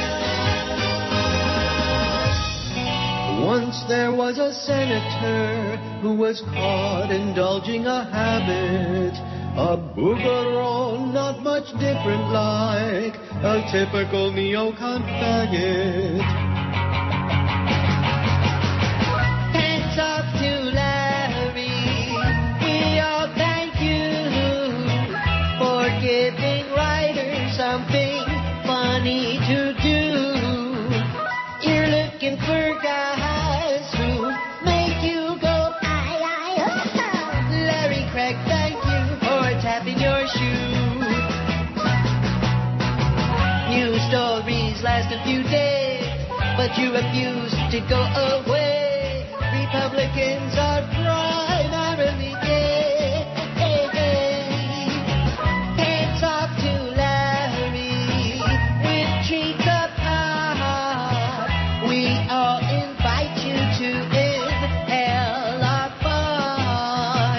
The neocon rhyme like to insert and go. Larry's taking no crap when he's tapping his shoe. Gay, gay, gay, I never have been gay. Gay, gay, gay, I never have been gay. Hands off to Larry, he wants to stay, but his own party wants him to go away. The religious right wants him to say, Larry Craig will spread his legs for you. He wants a man to screw.